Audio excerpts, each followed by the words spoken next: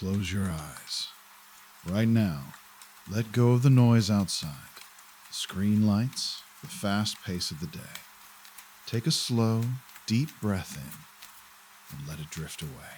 Tonight, we aren't looking at the wars, the explosions, or the shouting matches that made history books in the ninja world. We are looking at what happened after the shouting stopped. We are stepping into the quiet, forgotten hours of the Hidden Leaf Village. The hours when everyone is asleep, when the rain comes down in thick, gray sheets, washing away the dust of the streets. Imagine walking down the stone pathways of Konoha past midnight. The red-painted gates are slick with water.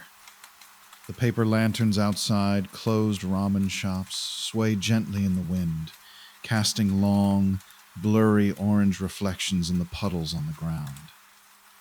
There is no one running. There are no missions to brief. There is only the heavy, rhythmic drumbeat of rain falling against rooftops, sliding down tile edges, and soaking into the earth. Let's follow someone who knew this silence better than anyone. Picture Kakashi Hatake, long before he became Hokage, walking home alone down a deserted alleyway. His flak jacket is damp, heavy with rain. His gloved hands are tucked deep into his pockets. He isn't rushing. He has nowhere to be. Think about what goes through the mind of a man who has seen too much history, standing alone in an empty street. He doesn't think about grand victories. In the quiet dark, under the cover of a steady downpour, the mind drifts to smaller things. The smell of wet pine needles near the training grounds. The sound of rain hitting the roof of a small, empty apartment. The feeling of time slowing down so much that the rest of the world just stops existing. Have you ever had a night like that? Where the rain feels less like a storm and more like a heavy curtain drawn around the world, cutting you off from all your worries? A moment where nothing is expected of you, where you don't have to answer to anyone, solve any problems, or fix any mistakes. You are just here, existing in the quiet, listening to the water hit the stone. As Kakashi walks past the silent training posts, the rain drips steadily from the metal forehead protector of a rusted post. Drop, drop, drop! A slow, hypnotic metronome keeping time in the dark. The wooden wind chimes on a nearby porch chime out a soft, single note before the wind swallows it back up. Notice how heavy your eyelids feel right now? The world outside is fading out. The rain is getting louder, closer, wrapping around your room like a warm, thick blanket. Every breath you take matches the steady, falling rhythm of the storm outside the window. There's a strange kind of comfort in isolation, isn't there? In knowing that while the rest of the village is fast asleep, wrapped in dreamless rest, you are safe here in the quiet. The shadows lengthen. The rain blurs the street lamps into soft pools of golden light. Let yourself sink a little deeper into whatever you're lying on. Let your shoulders drop. Feel the tension leaving your hands, your neck, your jaw. The rain outside is washing away every single thought, every lingering worry from the day, turning them into mist, dissolving them into the dark. Listen to the water flow through the gutters of the empty streets. Listen to the wind whispering through the trees of the forest just beyond the village walls. Nobody is calling your name. No alarms are ringing. There is only the rhythm of the storm, keeping watch over the night. Breathe in the cool, imaginary scent of the rain-soaked earth, and let it out slow. You are safe here. The night is long, the rain is steady, and there is nowhere else you need to be. Just drift. Let the story fade into the background, and let the rain take you the rest of the way. Let the sound of the rain keep holding you here, deeper into the night. deeper into the quiet corners of the village that rarely see the light of day. Imagine slipping away from the main streets, moving away from the stone pathways, and deeper into the residential district where the houses are small, old, and tightly packed together. Every single window you pass is pitch black. No lights, no movement. Just rows of wooden homes with dark tiled roofs, taking a deep, heavy rest while the storm beats a slow, steady pulse against the wood. If you look up toward the center of the village, high above the rooftops, you can still see the tall silhouette of the Hokage monument, carved straight into the solid stone face of the mountain. The giant stone expression looks down over the sleeping houses like a silent guardian. The heavy rain pours straight over the carved forehead, streaming down the cold stone cheeks like quiet tears, washing away the dust of yesterday. Even the mighty stone faces need rest, don't they? For all the noise, for all the grand speeches, for all the battles fought beneath them, even the stone monuments stand quiet in the middle of the night. Let's step away from the streets for a moment. Imagine pushing open the creaking wooden door of a small, forgotten room tucked away down a narrow alley. It's cluttered, but cozy. A single desk sits right beneath a paper-paned window where the raindrops patter with a soft, papery rhythm. Tap, tap, tap. On top of the wooden desk, a small clay oil lamp flickers with a warm, orange flame, fighting back the heavy shadows in the corners of the room. Next to the lamp lies an open scroll, unrolled halfway, covered in ink strokes that someone spent hours writing before exhaustion finally took over. A brush is laid down sideways, resting right on the edge of the inkstone. Think about what it means to be truly tired. Not just the kind of tired where you want to close your eyes for a minute, but that deep, heavy, comforting exhaustion that wraps around your bones after a long, difficult journey. The kind of exhaustion where you stop fighting your own thoughts, where you let go of every expectation, every plan, every worry about tomorrow. Can you feel that weight right now? Let it settle into your shoulders. Let your arms grow heavy. Let your legs sink completely into whatever you are lying on. Every breath you take is slower than the last one. In and out. The air in this room smells faintly of old paper, warm wax, and wet earth blowing in from the window. Outside, the wind shifts slightly, rattling the wooden wind chimes on the porch one last time before dying down into a soft, steady whisper. The rain doesn't stop. It just deepens, turning into a low, rumbling white noise that fills up the entire world, erasing everything except this exact second in time. Listen to the water dripping from the eaves of the roof, drop by drop, keeping time for the night. You don't have to think about anything else. You don't have to figure anything out. The story of the day is over. The pages are closed. The lamp is flickering down to a tiny, warm ember. Just let the rain carry you further away. Let your eyelids grow heavier, softer, completely relaxed. The night is yours. The silence is yours. Breathe in the quiet and let go. Let the warmth of the room begin to fade away, sliding gently into a much wider, older, and greener space. Imagine stepping out past the heavy wooden gates of the Hidden Leaf Village, leaving the stone buildings and the quiet alleyways behind you altogether. You are walking now into the edge of the great forest, the vast, ancient woodland that wraps around the entire valley like a protective emerald shield. The trees here are towering giants, their trunks wide enough that it would take 10 people holding hands just to circle them. Their upper branches stretch so high into the sky that they swallow the clouds, creating a massive, living ceiling of dark green leaves and thick, twisted vines. And the rain inside this forest, it hits differently here. It doesn't strike hard pavement or metal roofs. It falls onto a soft, thick carpet of moss, pine needles, and rich, dark earth that has been soaking up storms for centuries. Listen closely to the sound.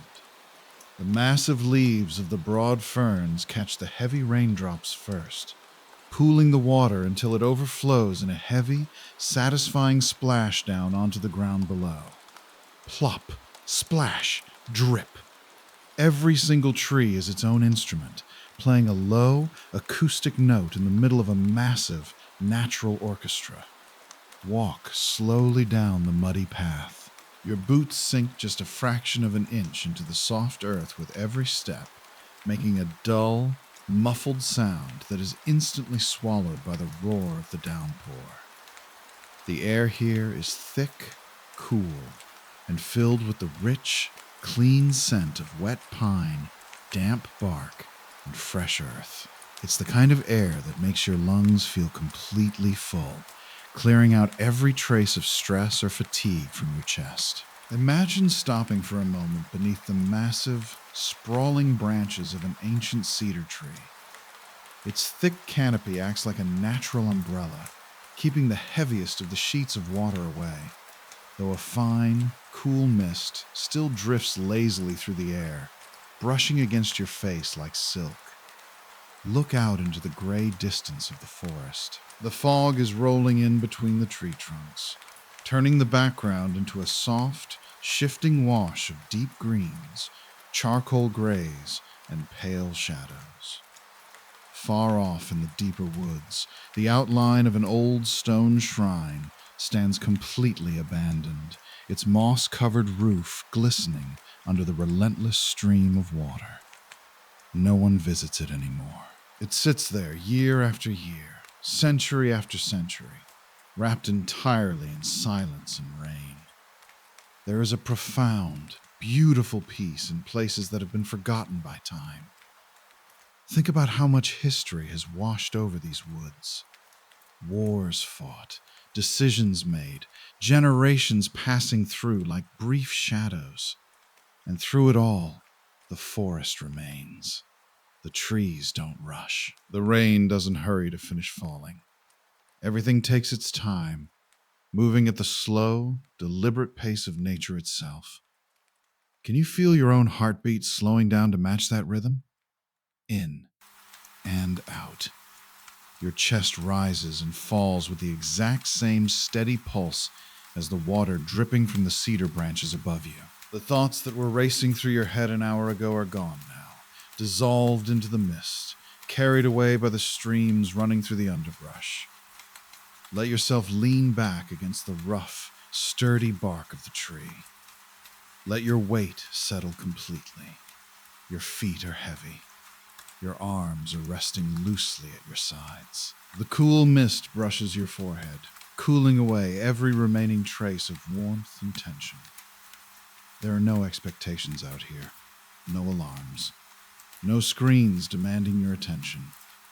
There is only the endless, beautiful gray of the storm, the deep green of the forest, and the rhythmic, hypnotic drumming of the rain.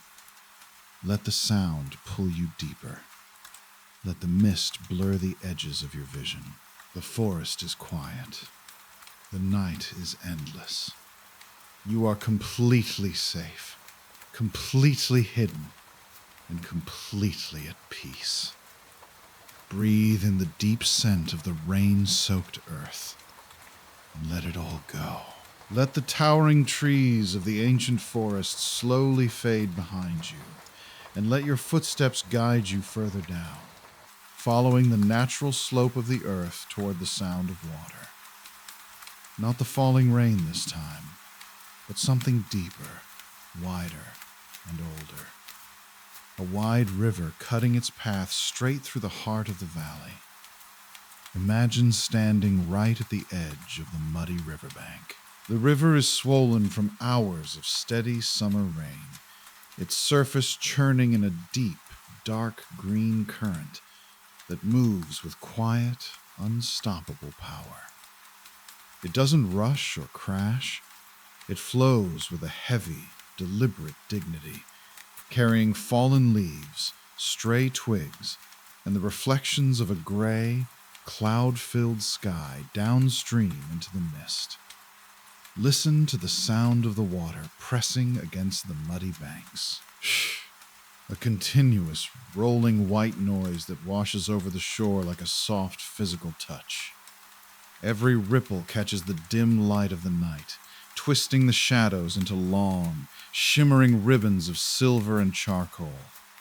Think about how water moves. It never forces its way through the world. It simply finds the lowest path, bends around every obstacle, carves through stone over thousands of years without ever losing its calm.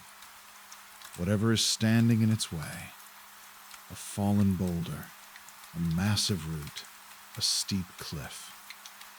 The water just wraps around it and keeps moving forward, effortlessly, smoothly, without a single ounce of panic. Can you feel that same steady, effortless flow moving through your own body right now? Imagine standing right there on the bank, letting the cool mist rising off the river wrap around your face and hands. Your shoulders drop another inch. The tension in your neck, the tightness in your jaw, the leftover thoughts from the day. Just let them slide right off you, like rain rolling down a smooth glass window, falling away into the mud and washing out into the current. You don't have to hold on to anything anymore. The day is completely over. The decisions are made. The hours are done. There is nothing left to solve, nothing left to control, and nowhere else in the entire world you need to be. Look across to the opposite side of the river. Through the thick veil of the falling rain, the other bank is barely visible. Just a soft, blurred wall of dark green trees and deep shadows, fading out into total peace. It's as if the rest of the world has vanished, leaving only this river, this rain, and this quiet space carved out entirely for you. Take another slow, deep breath in, filling your chest with the cool, clean scent of the river, and let it drift out completely. Your breathing is matching the rhythm of the current now. Slow, deep, heavy. The sound of the river blends seamlessly with the sound of the rain, creating an endless blanket of sound that fills up your entire room, blocking out every other noise, every distraction, every lingering echo of the waking world. Your eyelids feel heavier than lead. Your limbs are warm, loose, and completely relaxed. Every single part of your body is sinking deeper into comfort, deeper into rest, deeper into the quiet dark. Let the river take the remaining thoughts away. Let the rain cover you completely. Just rest, drift, and let go. Let's step away from the open river and move into a different kind of quiet, a heavier quiet. Think back to the outskirts of the Land of Fire, far away from the bustling streets of the Hidden Leaf. Deep in the wilderness stands an old, crumbling stone Uchiha hideout. The roof is cracked, the stone walls are overgrown with thick vines, and the heavy wooden doors have long since rotted away from their hinges. It is midnight here, too, and the rain is falling in hard, vertical sheets, soaking the broken courtyard stones. Inside that ruined sanctuary, there are no lights, no candles, and no sound except for the water leaking through the ceiling, dripping rhythmically onto the flagstones below. Plink, plink, plink. This is where the heavy history of the Uchiha clan finally reached its turning point. But tonight, there is no blood, no shouting, and no lightning crackling from the sky. The storm has washed all of that away, leaving behind only the deep, echoing silence of a chapter closed forever. Imagine walking down the long, dark stone hallway of that hideout. The air is cool, smelling of damp stone, dust, and rain blowing in from the open entrance.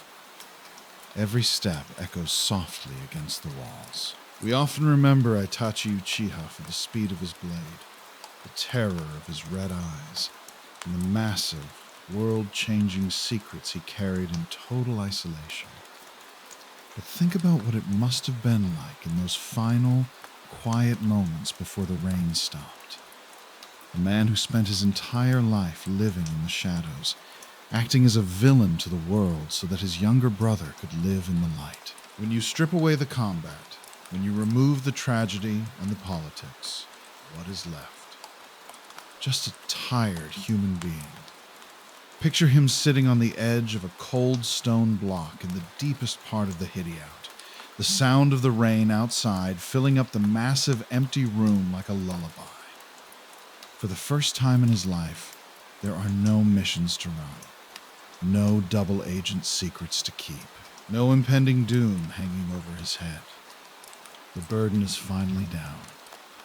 There is a strange, profound peace and absolute completion.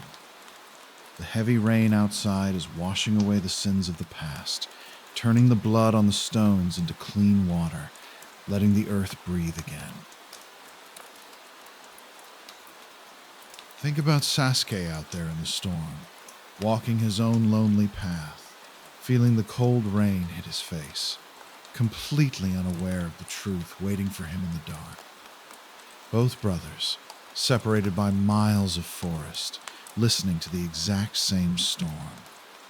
Both of them caught under the same heavy, gray sky. Can you feel that weight lifting off your own shoulders right now? All the complex plots, the tangled histories, the endless scrolling, the mental exhaustion of your own day. Just let them dissolve into the dark, just like the Uchiha secrets fading into the stone walls of the ruin. Breathe in the cool, damp air of the empty hideout and let it out slow. Your eyelids are growing heavier. The rhythm of the rain hitting the broken roof is slowing down your pulse. The shadows are deepening, wrapping around the room like a heavy, comforting cloak. There is nothing left to figure out. The story has been told. The rain is falling. Just rest. Let the history fade into the background, and let the storm carry you into a deep, dreamless sleep. The rain in the Hidden Leaf Village doesn't always arrive as a violent storm.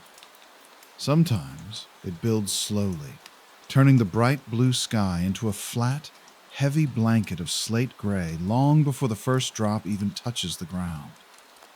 On days like that, long before he ever became the right hand to the Hakaji, Shikamaru Nara could usually be found in one place, stretched out flat on his back on the wooden veranda behind his family's home, staring up at the changing sky with his hands locked behind his head. To anyone walking past, it looked like sheer laziness. Just a boy wasting the afternoon away, avoiding his chores, dodging training drills, and letting the hours slip through his fingers. But if you sat down next to him on that wooden porch, you'd notice something else entirely. You'd hear the absolute stillness of the courtyard. The Nara forest stretches out right behind the house, a massive, quiet labyrinth of towering trees where the shadows pool deep and dark even at noon, when the rain finally starts. Beginning as a fine, misty drizzle that settles onto the pine needles before turning into a steady, rhythmic pour. The sound changes completely. Shikamaru didn't watch the rain because he was sad or brooding. He watched it because it was honest. Clouds don't rush. They don't stress over deadlines or ninja rankings or political alliances between rival nations. They just drift across the sky, colliding softly, merging, changing shape, and moving on without a single care in the world.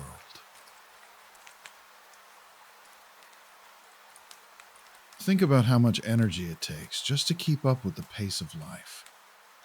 Every day is a constant stream of movement, notifications, decisions, and mental noise. You're constantly calculating your next move, trying to figure out what comes next, solving problems that never seem to end. Shikamaru understood the exhaustion of a brilliant mind better than anyone. He used to complain about how troublesome everything was, how annoying it was to have responsibilities, to care about things, to carry the weight of expectations. And in the middle of a heavy rainstorm, sitting on that wooden porch with the cool air brushing against his face, he found the only true remedy: complete, unbothered stillness. The water drips steadily from the edge of the tile roof, splashing into a small stone basin below. Plink, drip, splash.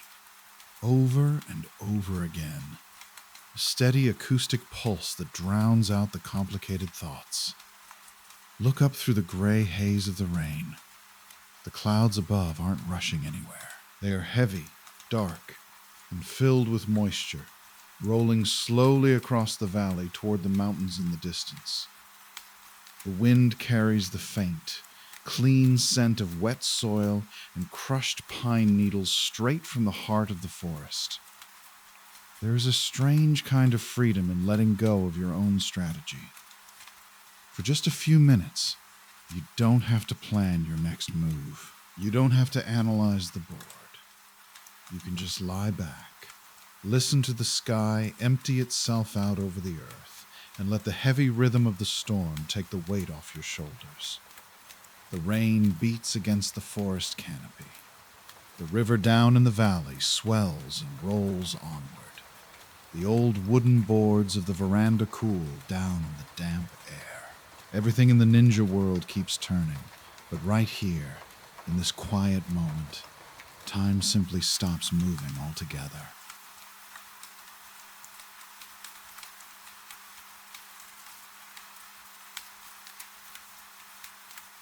The rain does not fall the same way everywhere in the land. Near the border towns, far away from the polished stone streets of the Hidden Leaf, the storms carry a rougher, wilder energy. They howl down through the mountain passes, rattling loose window frames and turning the dirt roads into thick, sluggish rivers of mud.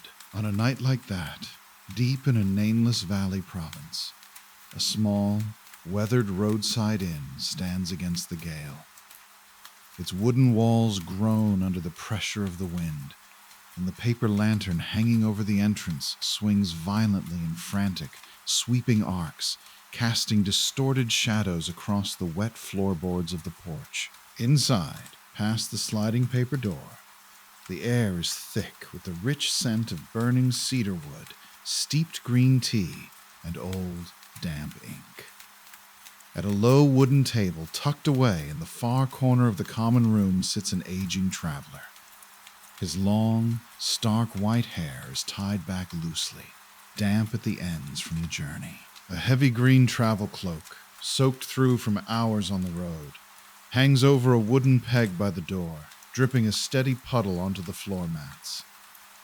This is Jiraiya, long before his final journey, caught between missions, between sprawling network reports, and between chapters of a life spent drifting from one horizon to the next. There is a unique kind of solitude that comes with being a perpetual wanderer. When you spend your entire existence moving across maps, tracking secrets, and watching nations rise and fall from a distance, the quiet nights and empty inns become your only true home. The rest of the world feels miles away, entirely disconnected by walls of gray rain and howling wind. Before him on the low table rests an open notebook made of thick, coarse rice paper. A bamboo ink brush is held loosely in his calloused fingers. The tip hovers just above the page, dark ink pooling slightly at the point, waiting for a thought that doesn't need to be rushed. Think about the sheer volume of history that a man like that carries in his mind. The student names carved into memorial stones, the faces of comrades lost to old wars, the endless political shifting of the 5 great nations. Yet, sitting here in the warm glow of an oil lamp while the storm batters the roof tiles, none of those grand burdens matter.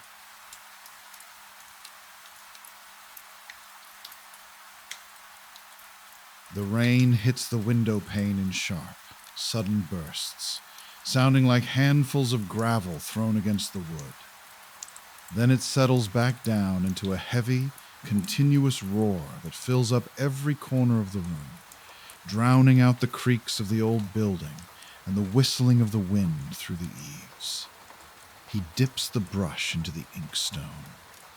A slow, deliberate stroke across the page. Not a report for the Hakaji, not a strategy for a hidden battle, just observations of the road, the shape of a mountain pass at dusk, the taste of bitter tea in a village 50 miles back, the way the rain smells when it hits the pine forests of the borderlands. There is a profound comfort in documenting the small things when the big things become too heavy to hold. Look closely at the flame of the oil lamp on the table. It flickers slightly as a draft slips through the cracks in the paper door, stretching the orange light upward before settling back into a steady, warm glow. The shadows on the wooden walls dance lazily, lengthening and shrinking with the rhythm of the storm outside. Notice how the noise of the world outside shrinks down until nothing else exists except this room, this light, and this sound. The howling wind can try to shake the walls all it wants, but it cannot reach inside this space. Here, there is only warmth, shelter, and the slow passage of time. Your shoulders feel heavy against the back of your seat, or loose and sinking if you're lying down. The tension in your hands melts away as you watch the ink dry slowly on the page. Every breath you take matches the deep, rolling thunder echoing distantly through the mountain peaks. The ink is dry. The brush is laid to rest. The page is turned. Let the sound of the storm rolling through the valley carry you further into the quiet. Let the rain wash away the remaining noise of the evening.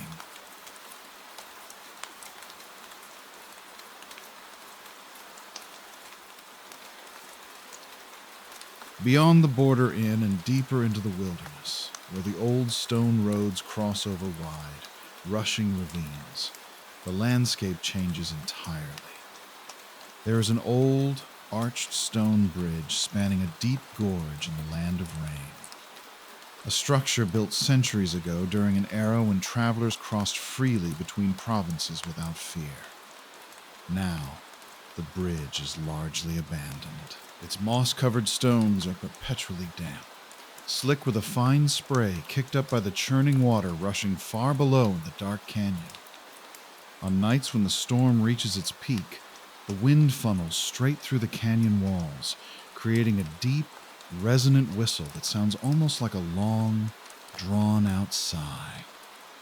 Imagine walking up to the edge of that bridge. There are no guard posts here. No ninja patrols checking credentials or flashing credentials in the dark. There is only the rain falling in thick, silver lines, striking the ancient cobblestones and splashing into the deep pools formed between the cracks. Long ago, merchants and travelers would hang paper lanterns from the iron hooks on the bridge's stone pillars to guide late-night wanderers safely across the gap. Most of those lanterns are long gone now, rotted away by decades of harsh weather. But on rare occasions, local travelers say a single, weathered lantern still hangs from the central arch, its paper housing torn and yellowed, glowing with a dim, amber light that refuses to go out. Think about what a light like that represents in the middle of a torrential downpour. It doesn't illuminate much. Just a few feet of slick stone, a swirl of mist, and the dark, rushing water below. Yet, in a world defined by shadows, conflict, and vast unknowns, even the smallest point of illumination changes the entire feeling of the dark. Standing on that bridge, feeling the heavy, moisture-laden wind push against your coat, the noise of the rest of the world completely disappears. The politics of the hidden villages, the friction of daily life, the endless background hum of modern obligations. None of it can cross this canyon. The rushing water below sweeps all of those thoughts away, pulling them down into the riverbed and carrying them out toward the distant sea. Notice the texture of the air out here. It is cool, sharp, and clean, carrying the heavy scent of wet stone, rushing river water, and rain-soaked cedar from the canyon cliffs. Every time you breathe in, your lungs fill completely, pushing out the stale air and the lingering tension of the day. The stone beneath your feet is solid, unmoving, and ancient. It has stood through thousands of storms just like this one, bearing the weight of water, wind, and time without cracking or breaking. There is a quiet, enduring strength in simply holding your ground while the weather rages around you. The rain continues its steady, rhythmic pulse. The wind hums its low note through the canyon. The solitary lantern flickers softly in the dark. Let yourself anchor right here on the stone bridge, watching the mist rise from the water below. Let the heavy rhythm of the storm take full control of the pace, slowing down every thought until there is nothing left except the rain, the stone, and the quiet dark.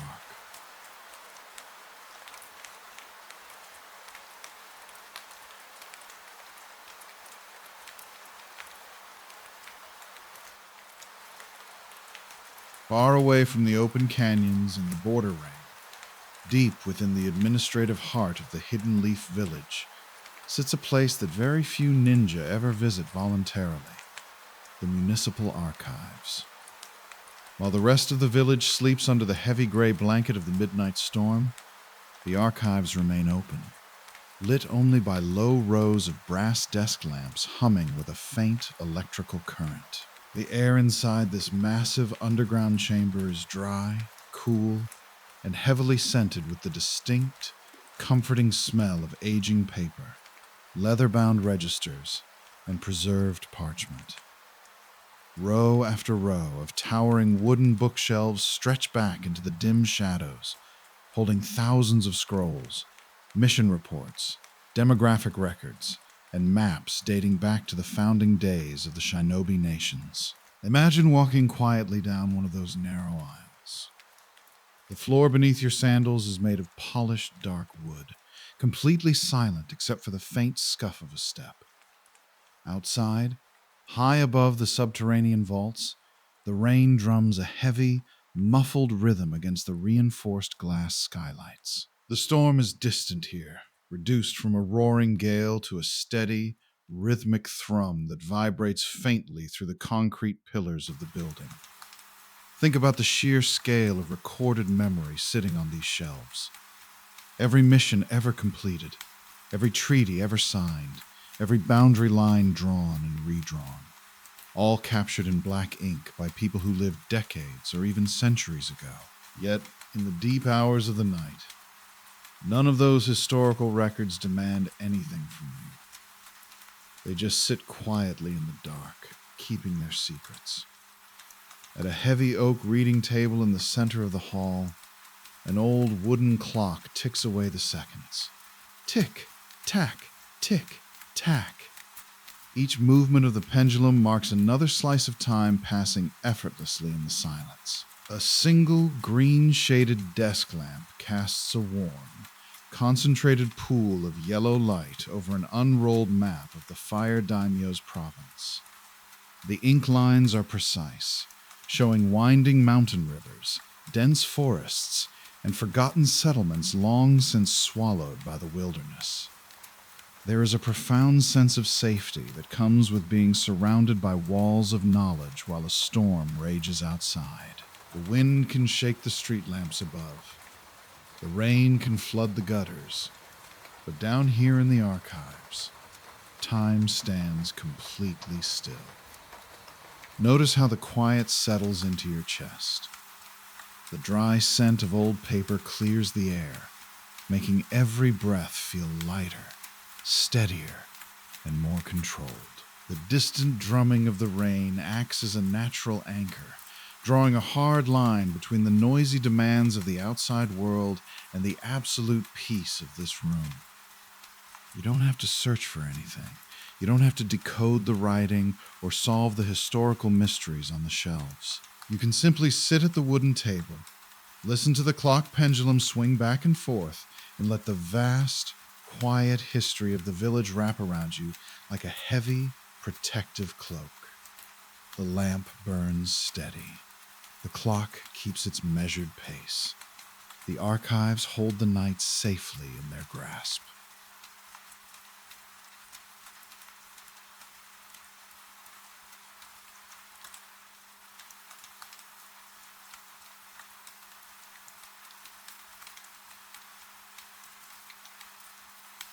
The dampness of the midnight air lingers long past the deepest hours of the dark, holding the entire province in a slow, suspended state of quiet anticipation.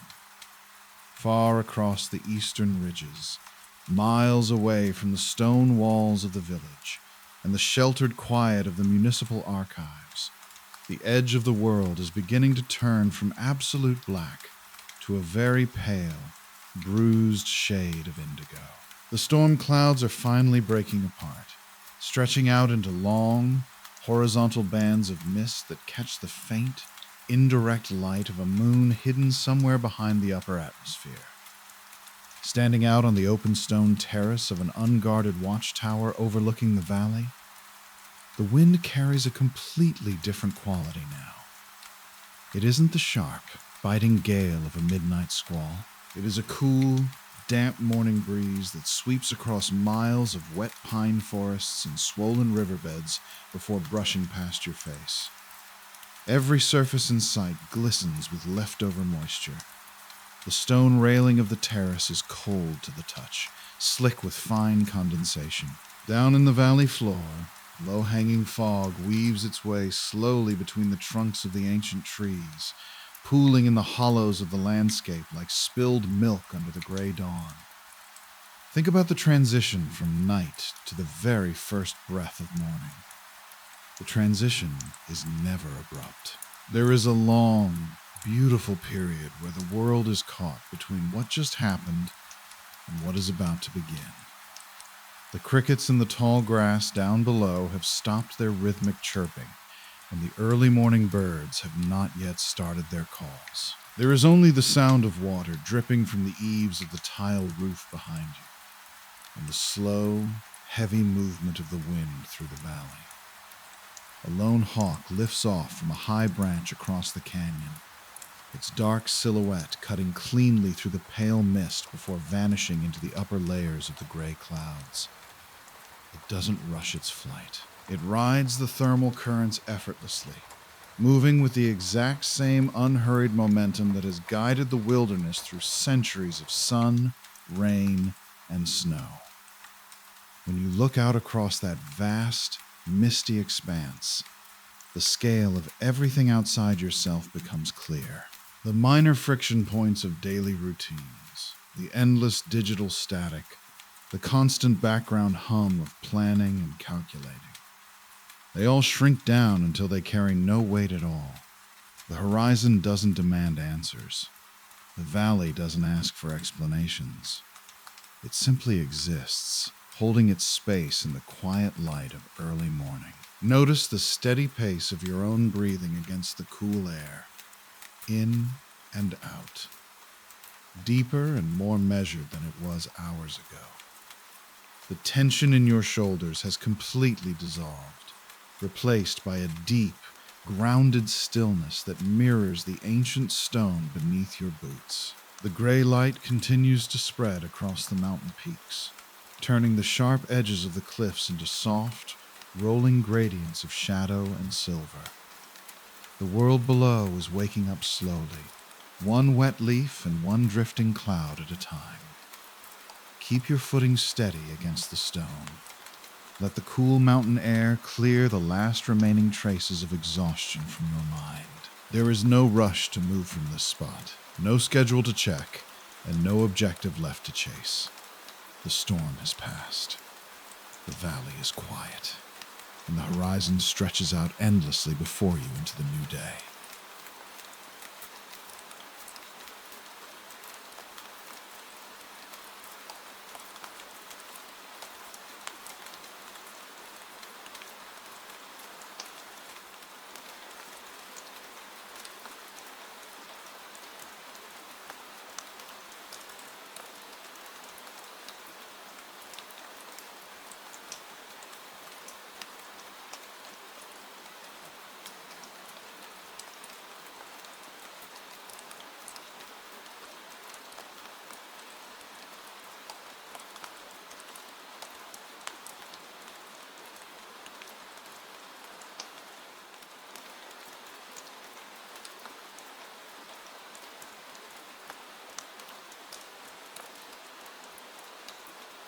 Deep within the subterranean cavern networks lying far beneath the borders of the land of Earth, the heavy atmospheric pressure of the surface storms cannot reach, replaced instead by a massive, echoing solitude.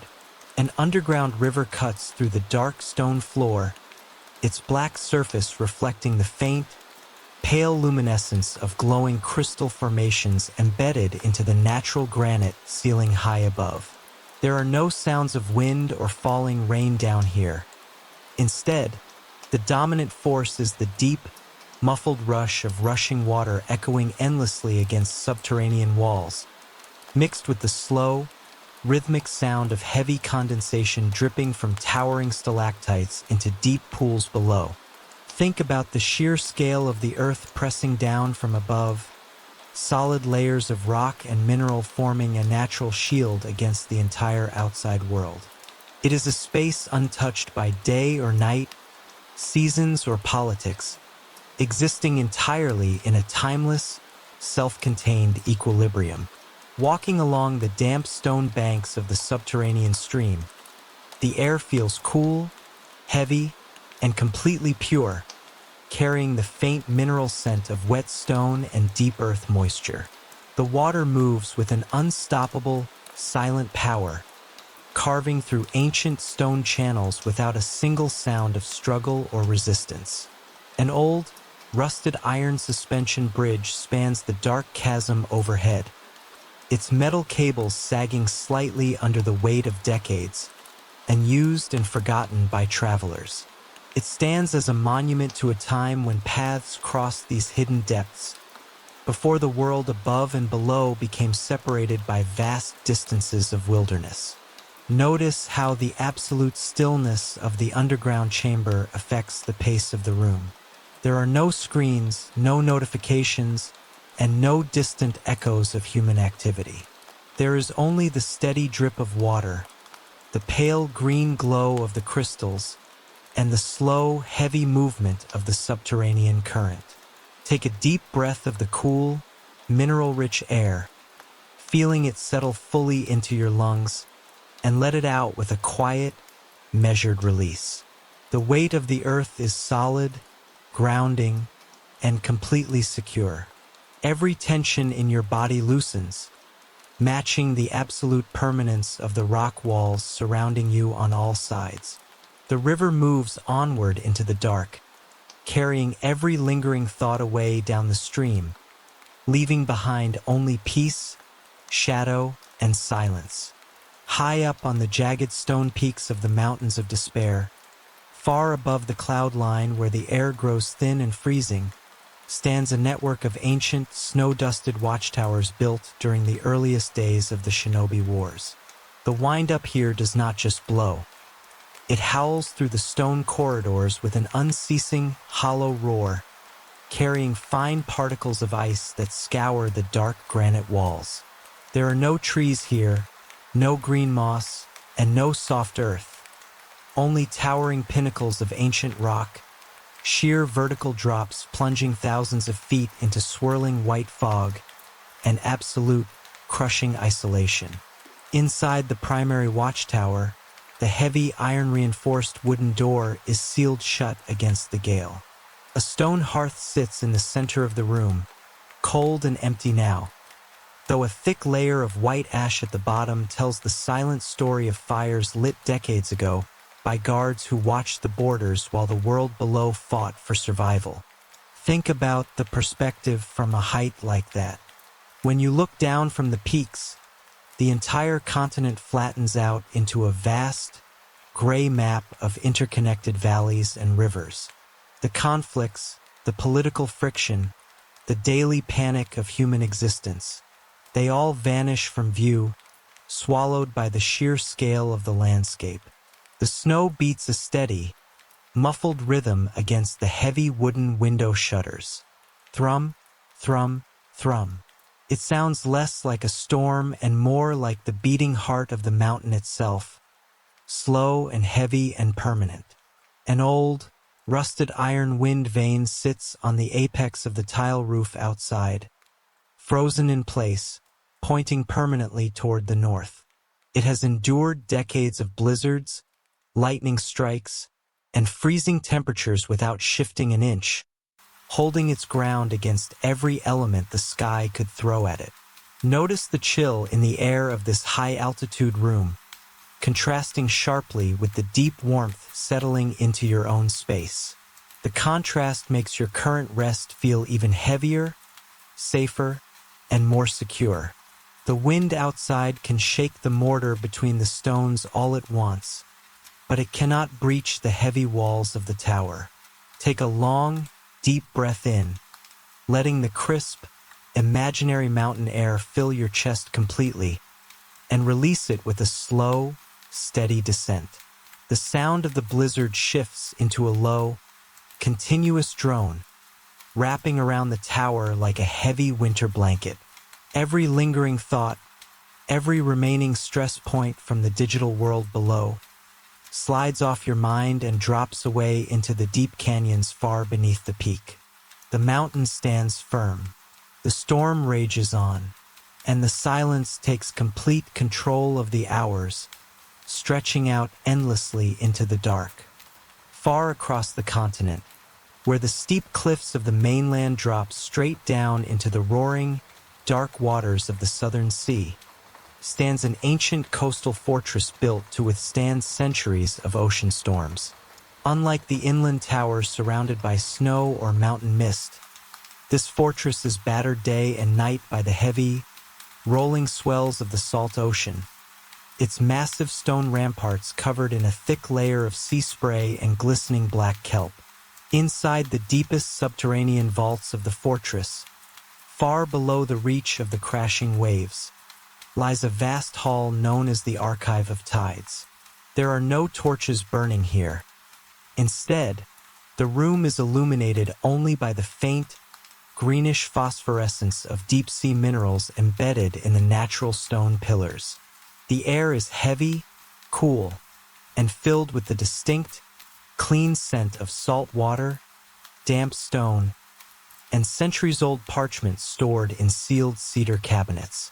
Row upon row of heavy iron-bound chests sit neatly aligned along the stone floor, containing navigation charts, maritime trade records, and historical logs written by sailors and scouts who mapped the outer boundaries of the shinobi world generations ago.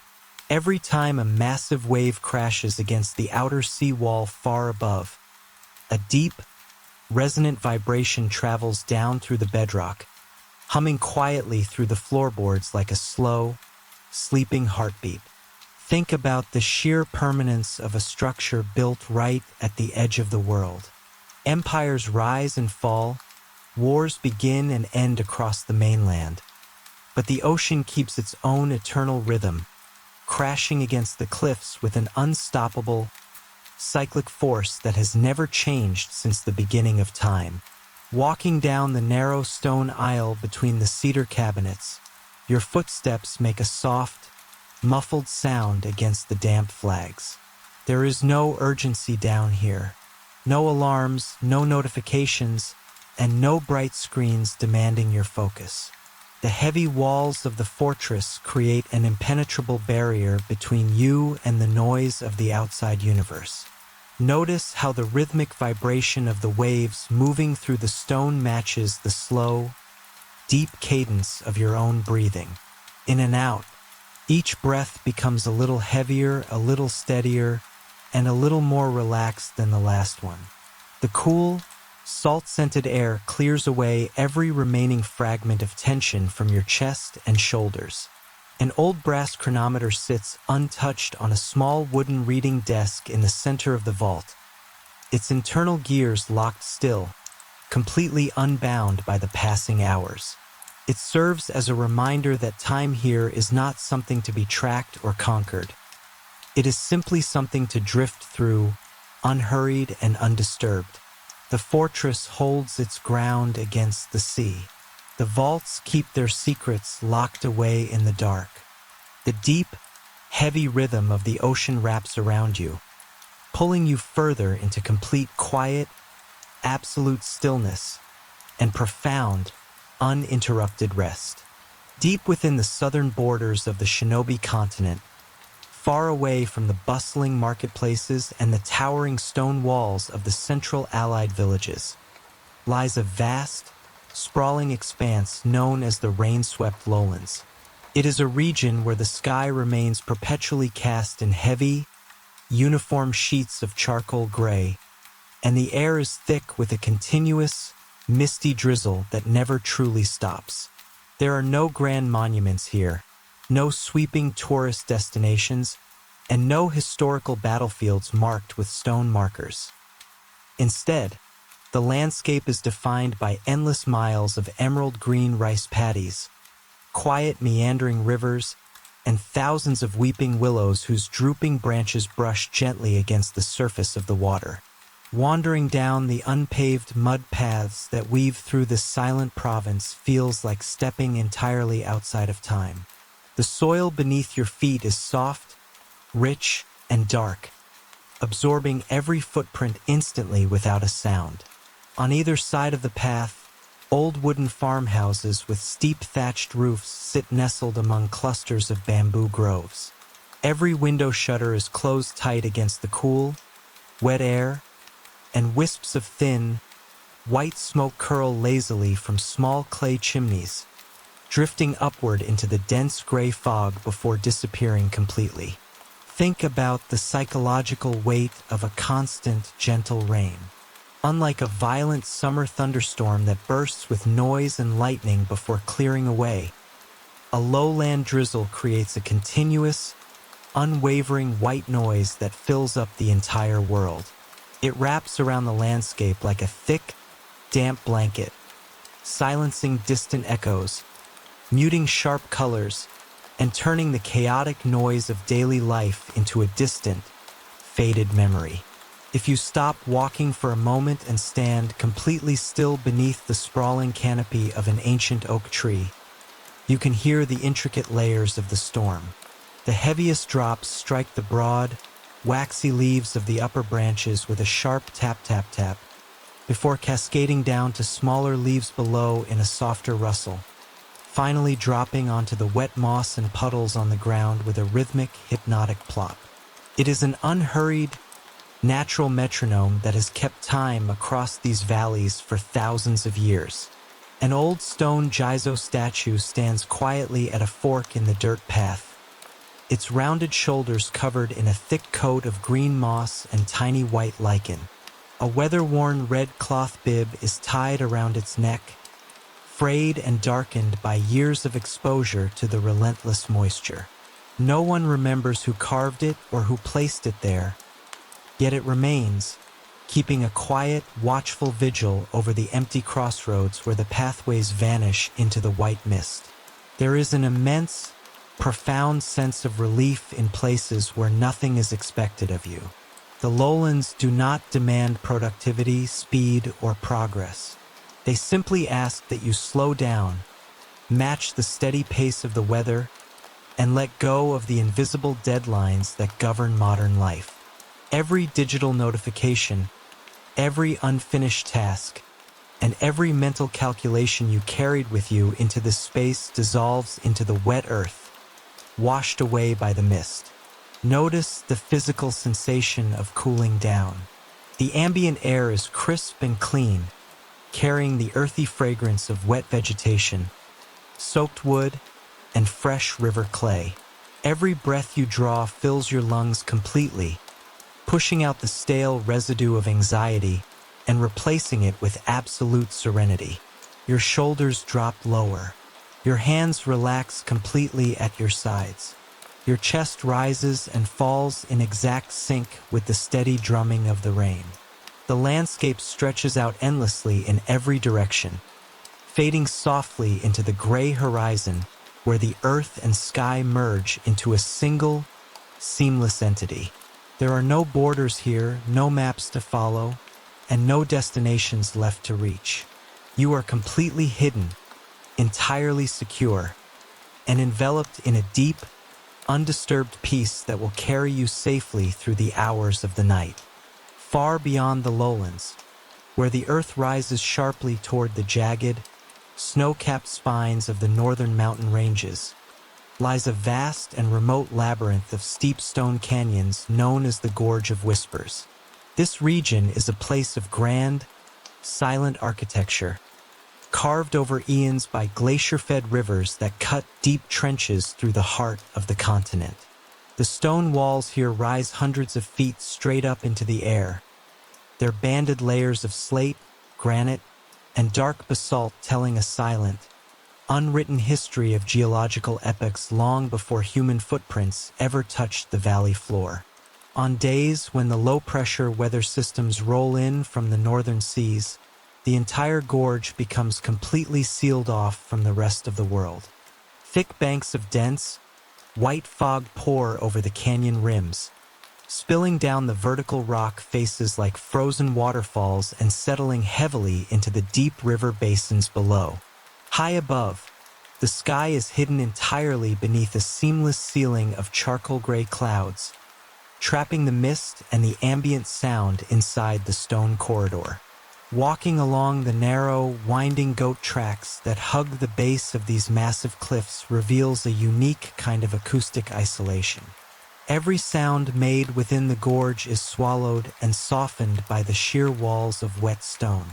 The rushing river below, a wide, churning torrent of pale green glacial water, produces a deep, continuous, low-frequency rumble that vibrates through the soles of your boots and echoes gently against the rock faces. It is a powerful, grounding white noise that effortlessly washes away the scattered fragments of conscious thought.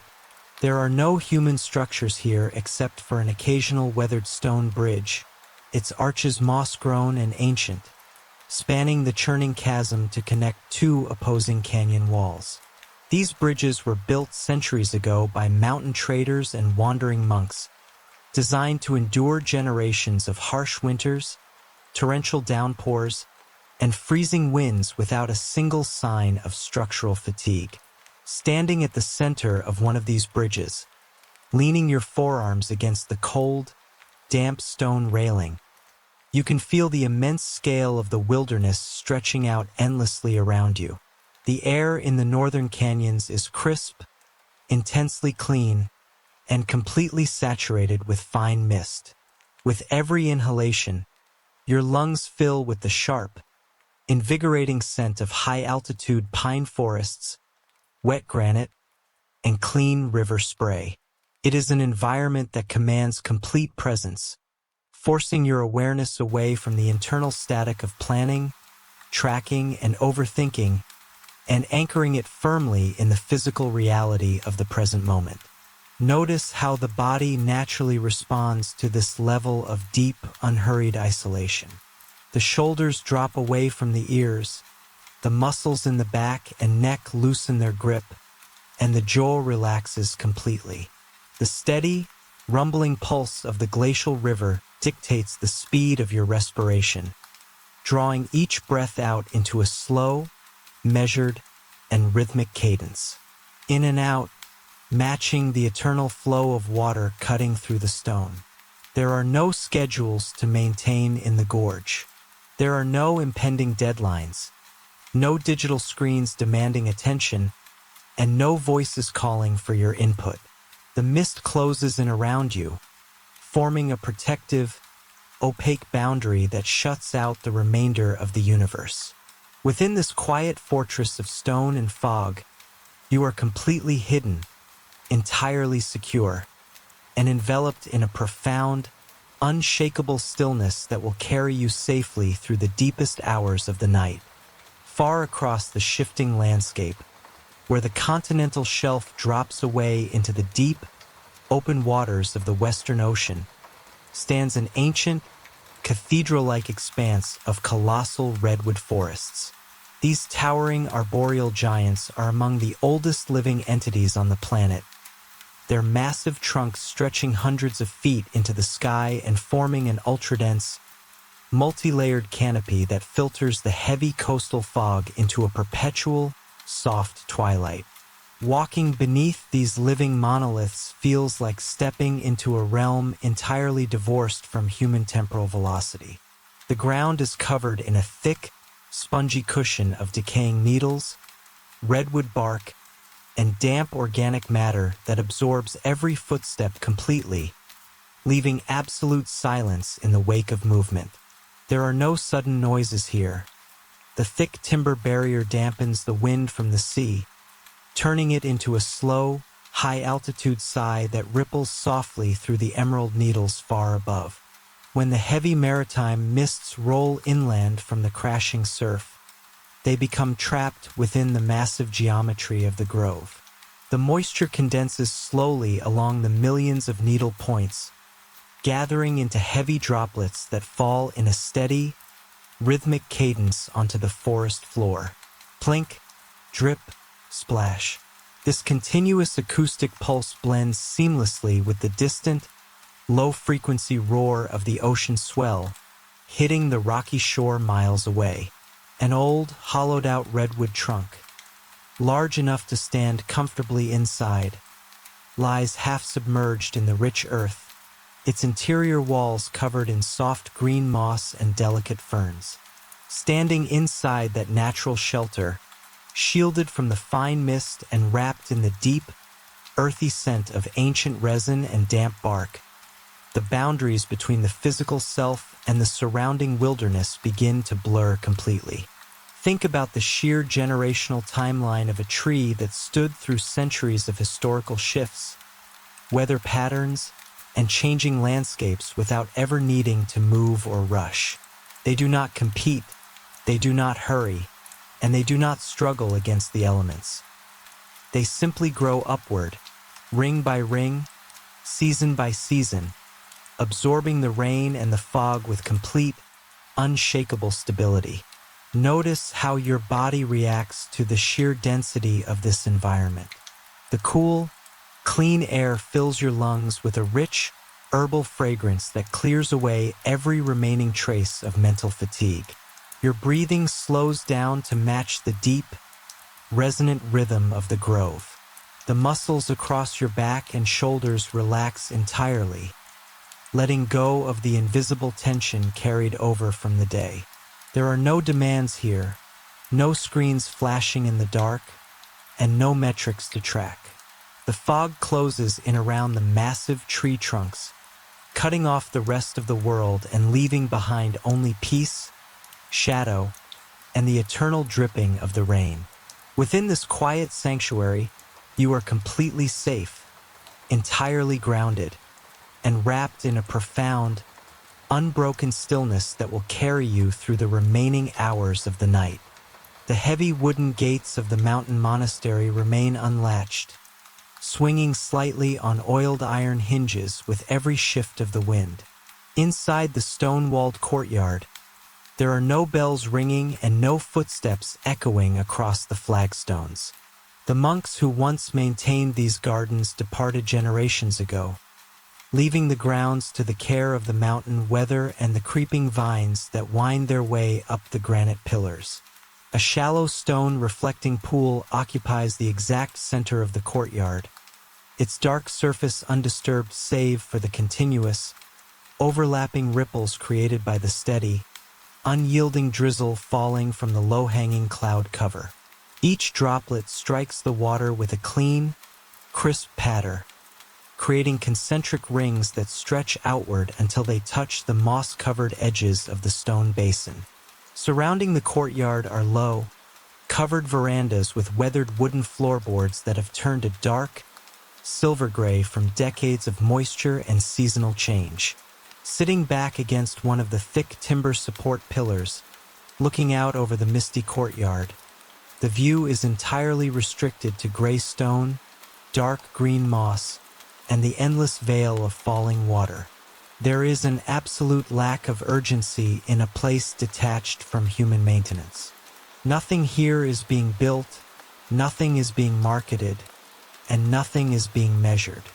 The plants grow at their own pace, the stone weathers at its own speed, and the rain falls according to the timeless laws of the atmosphere. Think about the mental friction that comes with trying to control every moving part of a daily routine.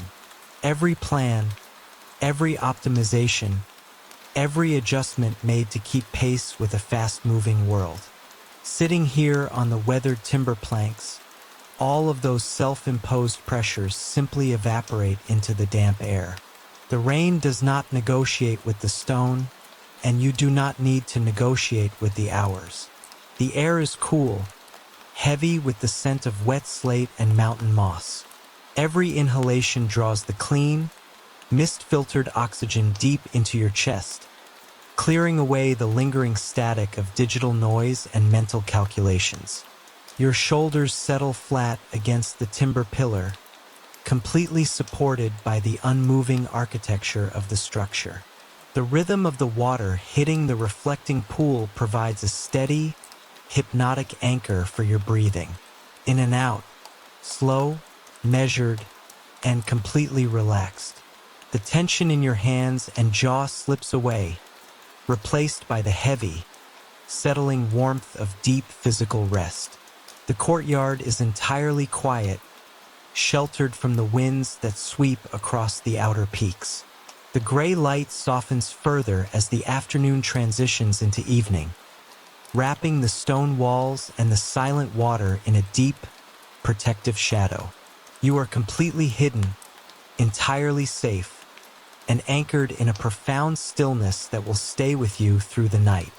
Tucked away in the narrow, winding alleys of an ancient, unnamed port town, a single stone building stands silently against the evening mist. Inside its tall, timber-framed windows, a single brass oil lamp burns with a steady amber flame, casting long and gentle shadows across rows of heavy oak tables covered in rolled parchment maps, brass compasses, and leather-bound journals. There is no sound of traffic or modern commotion here. The heavy wooden door is bolted shut against the cool, damp night air, sealing out the damp fog rolling off the dark harbor outside. The only sound within the room is the faint, rhythmic ticking of a heavy pendulum clock hanging against the back wall, marking the passage of time with a slow, deliberate cadence that fills the quiet space. Run your hand lightly over the surface of the main oak desk. The wood is smooth, polished by decades of use, bearing faint ink stains and carved initials left by those who sat here long before. Piles of hand-drawn maps fill the corners, charting ancient coastlines, forgotten mountain passes, and deep river valleys that have long since changed their courses. Think about the patience required to map an entire world by hand. Every line drawn with a fine-tipped pen, every coastline measured stroke by stroke, every mountain peak sketched with absolute precision. There was no rush in this room, no artificial deadlines, and no digital noise demanding instant updates. Just the quiet focus of a single individual working by lamplight while the world outside slept under the cover of night. The air inside the workshop is warm, carrying the distinct, comforting sense of old paper, dried ink, beeswax, and aged leather. It is an atmosphere designed entirely for focus, refuge, and complete relaxation. Notice how your breathing naturally falls into step with the pendulum clock on the wall. Tick, tack, tick, tack. Each swing draws you further away from the scattered thoughts of the day, smoothing out the mental static and replacing it with total clarity and calm. Your shoulders sink down comfortably, your muscles loosen against your seat or bedding, and your hands rest completely still. The oil lamp flickers slightly, sending a warm wave of orange light across the wooden rafters overhead before settling back into a tranquil glow. The maps are complete. The work for the night is finished. The room holds you in absolute security, wrapped in a deep, timeless silence that carries you gently forward into the night. Deep within the stone cloisters of a forgotten architectural complex, rows of high arched windows look out over an enclosed quadrangle where the mist collects in thick, white pools. Inside the scriptorium, there are no voices, no hurried footsteps, and no modern distractions. The room is lined with floor-to-ceiling shelving filled with vellum manuscripts, bound collections of poetry, and botanical drawings preserved across centuries of careful curation. A single wrought iron candle stand holds a thick beeswax candle, its flame burning straight and tall in the draft-free air of the vaulted hall. The wax melts slowly down the side, cooling into quiet, frozen shapes against the metal plate.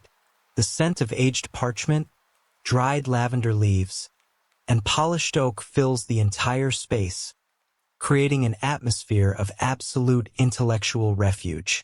Think about the long, uninterrupted hours spent by scribes working under these stone arches. With only a quill and inkwell, they copied entire volumes letter by letter, stroke by stroke, working by the dim light of dawn or a single candle through the dead of night. There was no concept of multitasking or constant connectivity. There was only the single task at hand, performed with complete meditative focus. Running your fingers over the smooth, heavy edge of a wooden reading desk reveals the deep grain of the timber, polished by countless hours of quiet study. The stone walls around the room are thick and cold, keeping out the fluctuations of the outside weather and maintaining a permanent, stable indoor climate that feels secure, insulated, and deeply protective. Notice how your body responds to the total absence of external noise. The muscles in your neck and shoulders release their remaining tension, sinking into a state of complete rest. Your respiration matches the slow, measured rhythm of the flickering candle flame, steady, quiet, and completely unhurried. The heavy oak doors of the scriptorium are locked against the outside world. The books rest silently on their shelves. The candle burns with a warm, steady glow. You are completely safe, entirely wrapped in a deep, timeless silence that carries you further into uninterrupted peace. High upon a remote, mist-veiled plateau, far away from any municipal grid or digital connection, stands a massive, dome-shaped conservatory built from dark iron framing and thick, heat-retaining glass plates. Inside this sprawling botanical sanctuary, there are no modern gadgets, no flashing screens, and no artificial interruptions. The entire interior is populated by towering ferns, wide-leafed tropical palms, and ancient moss-carpeted stone pathways that weave through a dense, thriving ecosystem. A warm, gentle thermal mist hangs thick in the air, fed by natural underground hot springs that circulate beneath the stone floor tiles. The humidity is rich and comforting, carrying the earthy fragrance of wet soil, blossoming orchids, and green foliage. Overhead, the heavy, persistent drizzle of the plateau beats a steady, multi-layered percussion against the glass roof panes, soft at first, then swelling into a continuous heavy white noise that fills up every cubic inch of the dome. Take a seat on a moss-covered stone bench tucked away in the shaded corner of the lower terrace. The stone is pleasantly warm to the touch, retaining the heat from the subterranean springs. Think about how completely isolated this space is from the frantic rhythm of everyday existence. Out there, the world runs on speed, notifications, metrics, and relentless output. In here, plants measure time by the slow uncurling of a frond or the steady drop of moisture gathering on a leaf tip. There are no performance benchmarks to meet, no messages waiting in a queue, and no future events to calculate. Listen closely to the soundscape of the greenhouse. The heavy rain pattering against the glass overhead acts as an absolute acoustic shield, drowning out every remnant of external stress. With every inhalation, the warm, mist-laden air fills your lungs completely, loosening every knot of tension in your chest and shoulders.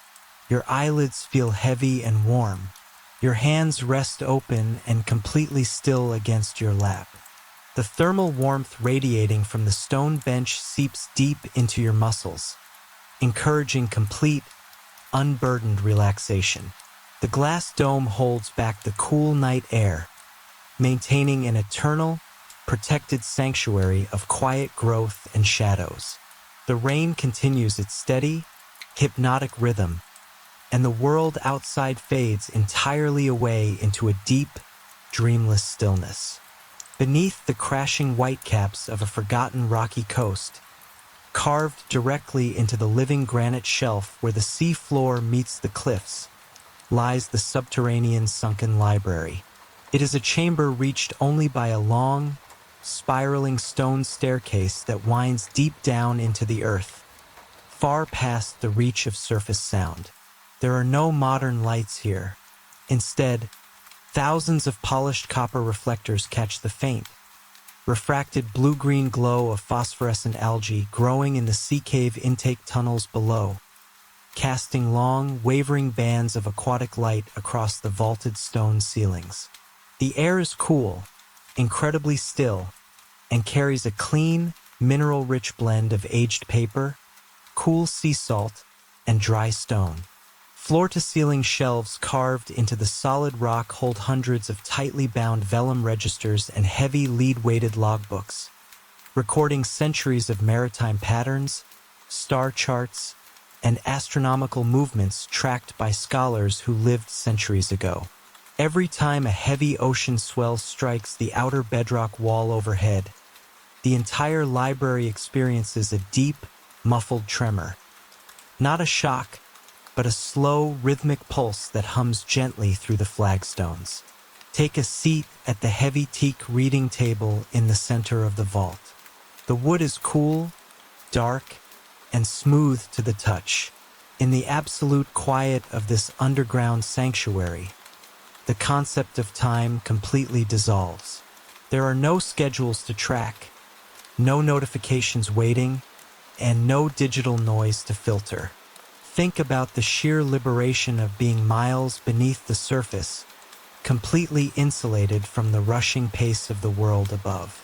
The heavy stone acts as an unyielding shield, locking out every distraction and holding you in total security. Notice how your breathing synchronizes effortlessly with the slow, pulsing vibration of the ocean waves against the outer walls. Each inhalation draws in the crisp, salt-touched air, clearing your mind entirely. Your shoulders drop flat against your seat or bedding, your hands relax, and a heavy, soothing warmth spreads through your limbs.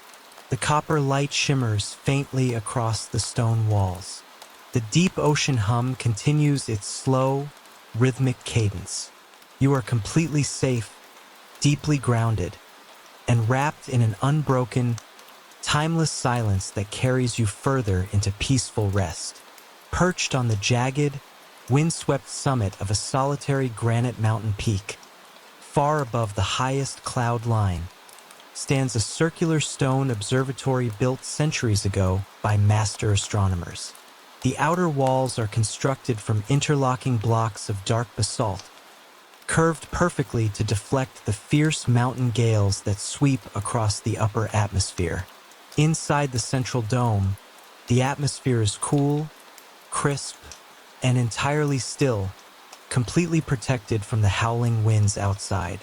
A massive, brass-framed refracting telescope points vertically through a wide, open sliding slit in the dome's ceiling, framing a vast patch of the midnight sky where countless stars burn with a sharp, piercing brilliance against the black velvet void.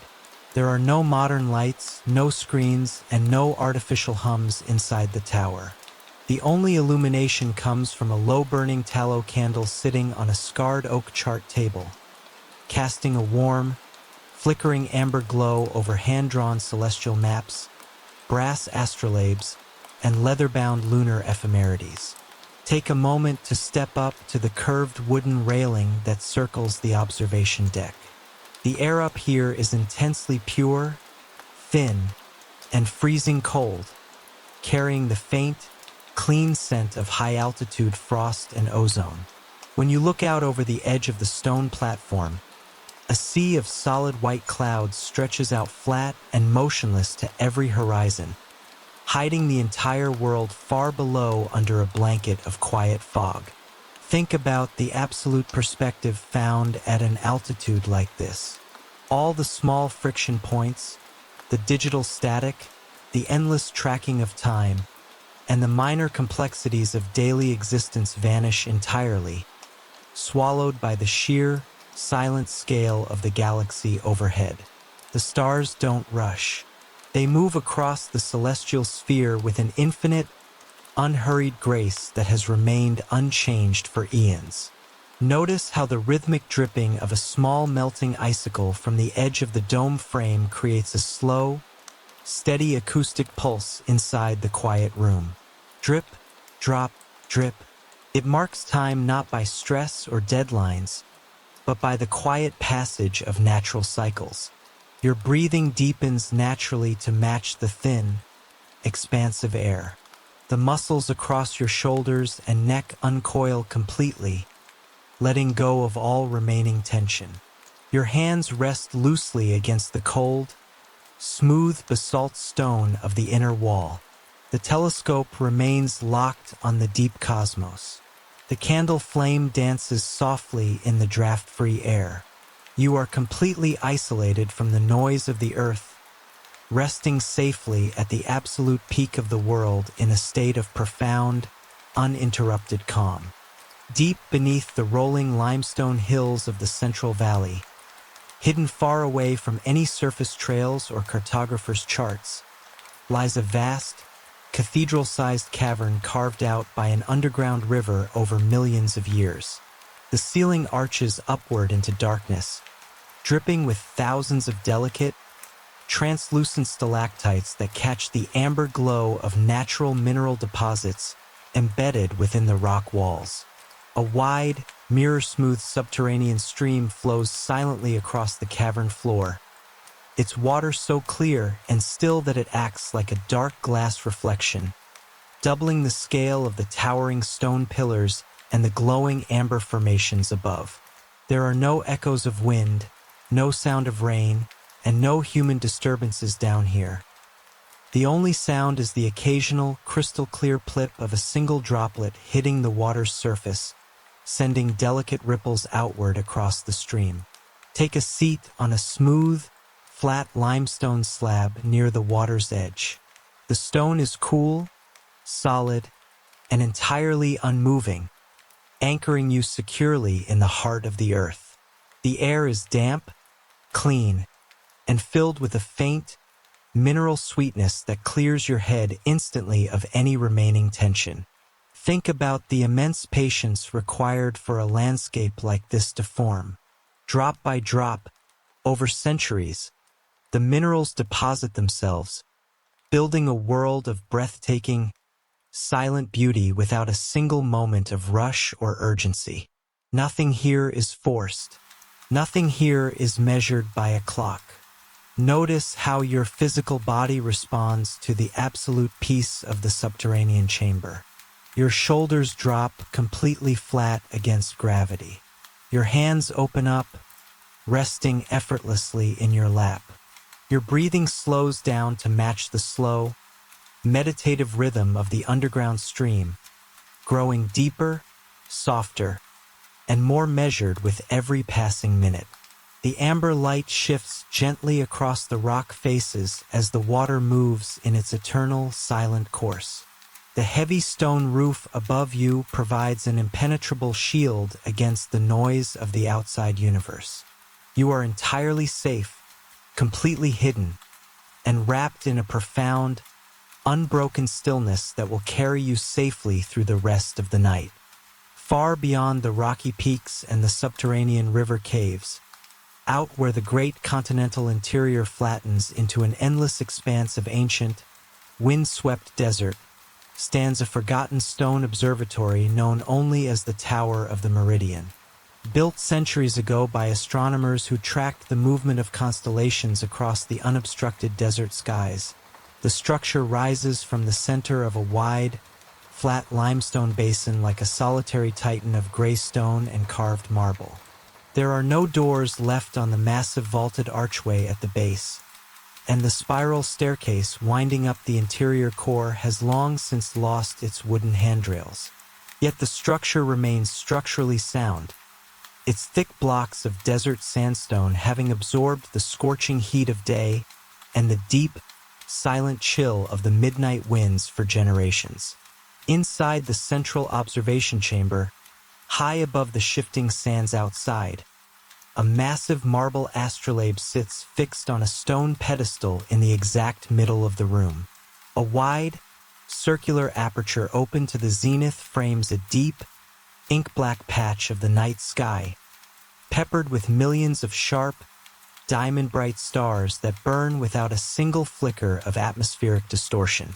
Step out onto the open stone balcony that rings the upper perimeter of the tower. The desert wind at this hour is not a harsh gale. It is a cool, steady midnight breeze that carries the faint, dry scent of ancient dust, sun-bleached stone, and distant salt flats. Far below, the undulating dunes stretch out into the darkness like waves of frozen silver under the pale light of a rising crescent moon. Think about the profound scale of silence found in the deep desert. There are no trees to rustle, no rivers to rush, and no human settlements for hundreds of miles in any direction. The acoustic void is absolute, creating a heavy, protective blanket of quiet that completely envelopes the tower. Rest your hands against the cool, weathered marble of the balcony railing. The stone retains a faint, residual warmth from the long day, balancing the crisp touch of the night air. Notice the rhythm of the desert silence. Without any artificial distractions, digital pings, or temporal markers, your mind lets go of the last remaining threads of urgency. There are no schedules to track, no metrics to analyze, and no tasks waiting to be finished. Your breathing deepens effortlessly, matching the slow, immense sweep of the constellations overhead. Every muscle across your shoulders and back releases its grip, letting you sink fully into the immovable strength of the stone beneath your boots. The stars trace their silent paths across the zenith. The desert wind sweeps gently past the ancient stones. You are entirely safe, completely isolated from the noise of the world, and cradled in an unbroken, infinite stillness that carries you deeper into rest. Deep within an isolated mountain basin, sheltered on all sides by steep, densely forested slopes, lies a wide, mirror-flat lake that remains perpetually veiled in a soft, low-lying morning mist. Floating gently near the center of this undisturbed water is an ancient, open-air pavilion constructed entirely from dark, aged bamboo and joined with intricate traditional timber pegs without a single metal nail. There are no walls on the pavilion, only fine bamboo slat screens rolled halfway up and smooth, polished flooring made from dark teak wood. A soft, pale gray light filters down through the surrounding canopy of weeping cypress trees, reflecting off the glassy surface of the lake and casting gentle, dancing patterns of water light across the exposed timber rafters overhead. Step lightly onto the teak flooring and take a seat near the low railing. The wood is cool and smooth under your hands, carrying a clean, earthy scent of dried bamboo, river water, and damp cedar leaves. Outside the open perimeter, a light mist drifts silently across the water, blurring the boundary between the lake's surface and the sky into a single, seamless expanse of muted silver and gray. There are no oars on the pavilion, no ropes anchoring it to a dock, and no sound of human habitation for miles around. The structure simply floats, shifting its position by fractions of an inch whenever a stray current of air brushes across the water. Think about the absolute freedom of being untethered from fixed locations and rigid routines. Out in the everyday world, everything requires force, direction, and constant maintenance. Here on the water, you simply drift with the environment, supported entirely by the calm depth of the lake beneath you. Listen closely to the microsounds of the basin, the faint, delicate tink of a single water droplet falling from a cypress needle into the lake, the low, rustling sigh of bamboo stalks brushing against one another in the light breeze. These tiny, natural accents fill the space without breaking the profound silence, wrapping you in a blanket of absolute peace. Notice how your body responds to the gentle, rhythmic motion of the floating floor. Every inhalation draws the clean, mist-cooled air deep into your lungs. Your shoulders drop completely flat, your jaw unclamps, and your hands rest open and loose against your lap. The mist continues its slow drift across the water. The gray light softens further as the day winds down. You are completely safe, entirely untethered from stress, and cradled in a deep, unbroken stillness that guides you effortlessly into complete rest.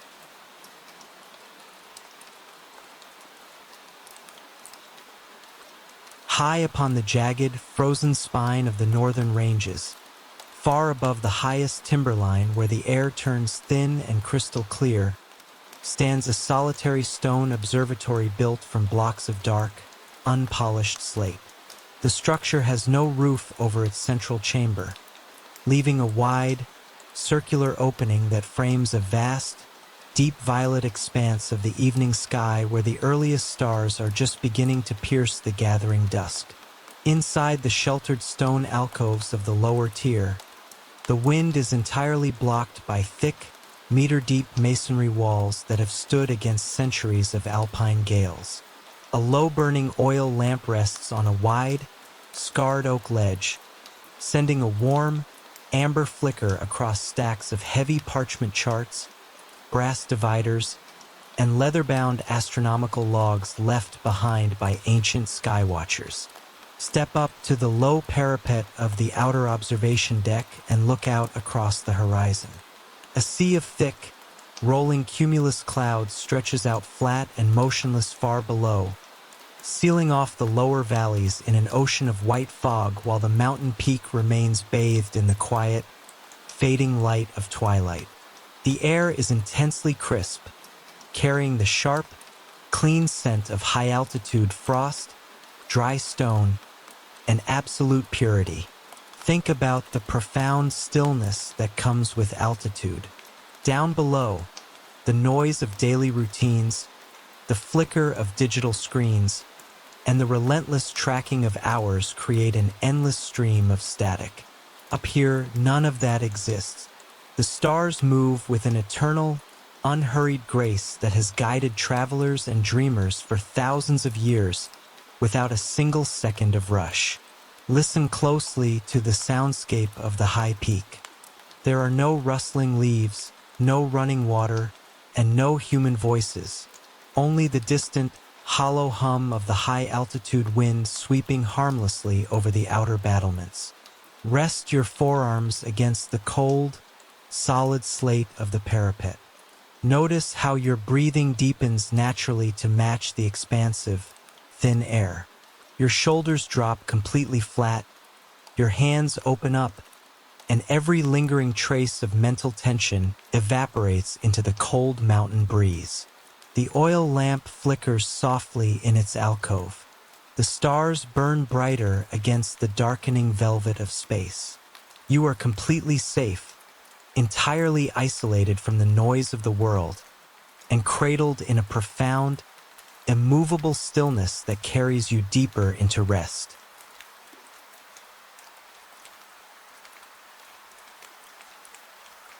Deep within the subterranean seawalls of a forgotten coastal barrier, far below the churning foam of the outer tide, lies a vaulted chamber known as the scriptorium of the ebb. Built entirely from massive blocks of salt-cured teak and dark basalt, the room remains untouched by the surface winds, sealed off from the rush of daily life by 3 consecutive sets of heavy iron-bolted doors. There are no windows here. Instead, hundreds of slender tallow candles burn inside recessed wall brackets, casting a warm, golden glow across long, polished writing desks strewn with brass inkwells, goose-feather quills, and leather-bound ledgers. The air is remarkably still, dry, and dense, carrying the rich, comforting aromas of aged parchment, warm beeswax, and faint traces of sea salt absorbed through the stone. Take a seat on the cushioned wooden bench at the central oak desk. The surface is smooth and cool beneath your hands, marked only by the gentle grain of the timber and the faint impression of historical notes written centuries ago. Think about the profound safety of being tucked away miles beneath the stone, where no notifications can reach you, no screens can flicker, and no schedules can dictate your time. Every demand of the external world has been left behind at the outer gate, locked out by solid rock and heavy iron. Listen closely to the acoustic environment of the vault. Every few minutes, a deep, muted vibration rolls down through the massive basalt pillars, the sound of a heavy ocean swell striking the outer seawall far above. It doesn't disrupt the quiet. Rather, it acts as a slow, rhythmic pulse, like the heartbeat of a sleeping giant. Notice how your physical body responds to this absolute insulation. Your breathing deepens automatically, falling into exact synchronization with the distant pulse of the sea. The muscles in your neck and shoulders uncoil completely, letting go of all remaining tension. Your hands rest open and loose on the wooden desktop. The candles flicker with a steady, tranquil rhythm, casting long, soft shadows against the arched stone ceiling. You are entirely secure, completely hidden from the noise of the universe, and cradled in a profound, unshakable stillness that guides you effortlessly into deep, dreamless rest. High upon an isolated, mist-wreathed peak overlooking a silent inland sea, the great clockwork observatory stands as a monument to patience, precision, and the quiet measurement of eternity. Constructed entirely from aged mahogany, oxidized brass, and interlocking rings of dark-tempered steel, the tower rises 4 stories into the crisp, high-altitude air, completely untouched by the hurried pace of modern civilization. There are no modern lights, no electronic displays, and no digital connections inside the structure. Illumination is provided solely by hundreds of tiny, slow-burning whale oil lamps set into brass wall sconces, casting a soft, golden amber glow across complex gear assemblies, pendulum tracks, and hand-drawn star charts covering every inch of the curved walls. The air within the central chamber is cool, dry, and infused with the rich, comforting aromas of machine oil, polished brass, aged parchment, and the faint, clean scent of alpine frost drifting down from the open copper dome overhead. Take a moment to step onto the grated iron mezzanine that circles the interior of the tower. Beneath your boots, a massive system of brass gears, counterweights, and steel levers moves in absolute, unbroken harmony. Every rotation is deliberate. Every tooth in every gear fits with meticulous precision, and every movement is governed by a massive pendulum swinging slowly back and forth in the center of the room. Listen closely to the acoustic signature of the observatory. There are no sudden noises, no chaotic interruptions, and no human voices. There is only the steady, hypnotic mechanical heartbeat of the tower. Tick, tock, whir, click, a continuous, unhurried acoustic metronome that has kept exact time through decades of changing seasons, silent nights, and passing years. Think about the psychological relief of stepping inside a space where time is measured not by stress, deadlines, or notifications, but by the calm, rhythmic swing of a heavy brass pendulum. Out in the everyday world, time is a scarce and frantic commodity, constantly pushing you forward, demanding speed, optimization, and immediate response. Here, time is abundant, cyclical, and completely peaceful. The gears do not rush their rotations. The stars do not accelerate their paths across the aperture of the dome. Rest your hands against the cool, polished brass railing of the mezzanine. Notice how your breathing immediately synchronizes with the steady cadence of the pendulum below. With every slow swing, your lungs expand fully, drawing in the crisp, clean air and releasing every remaining drop of mental tension, physical fatigue, and accumulated anxiety. Your shoulders sink down comfortably. Your muscles uncoil completely, letting go of the invisible weight carried over from the day. Your hands open up, resting effortlessly against the metal railing. The copper slit in the roof frames a vast, deep violet night sky peppered with millions of sharp, diamond-bright stars that burn with quiet brilliance. The amber lamps flicker softly, casting gentle, moving shadows across the walls of turning gears. You are completely secure, entirely insulated from the noise of the universe, and cradled in a profound, immovable stillness. The clockwork keeps its steady time, watching over the silent night, ensuring that you are safe, protected, and resting in absolute peace. Deep beneath the jagged foothills of the western limestone ridge, far below the reach of surface sound, weather, or modern intrusion, lies the sprawling complex known as the subterranean archives of the Amber Depths. It is a place of profound architectural quiet, carved directly out of massive, ancient strata of golden-hued limestone and dark volcanic basalt. There are no doors with locks, no keys required, and no guards standing watch, for the sheer scale of the earth overhead forms an impenetrable barrier against the noise and turbulence of the outside universe.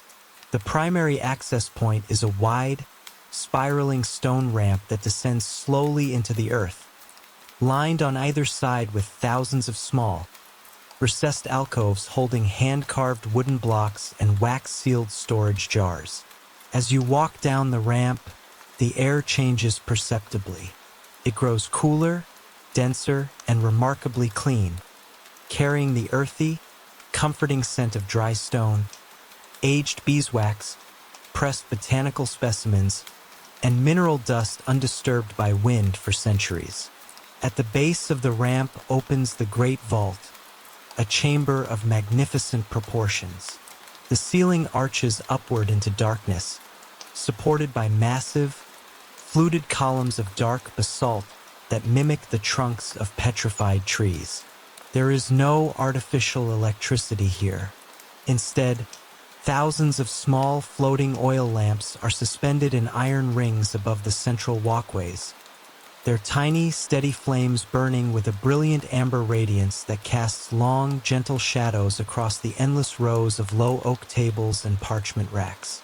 Walk slowly toward the center of the vault and take a seat at a heavy, square writing desk made from solid, dark-grained mahogany.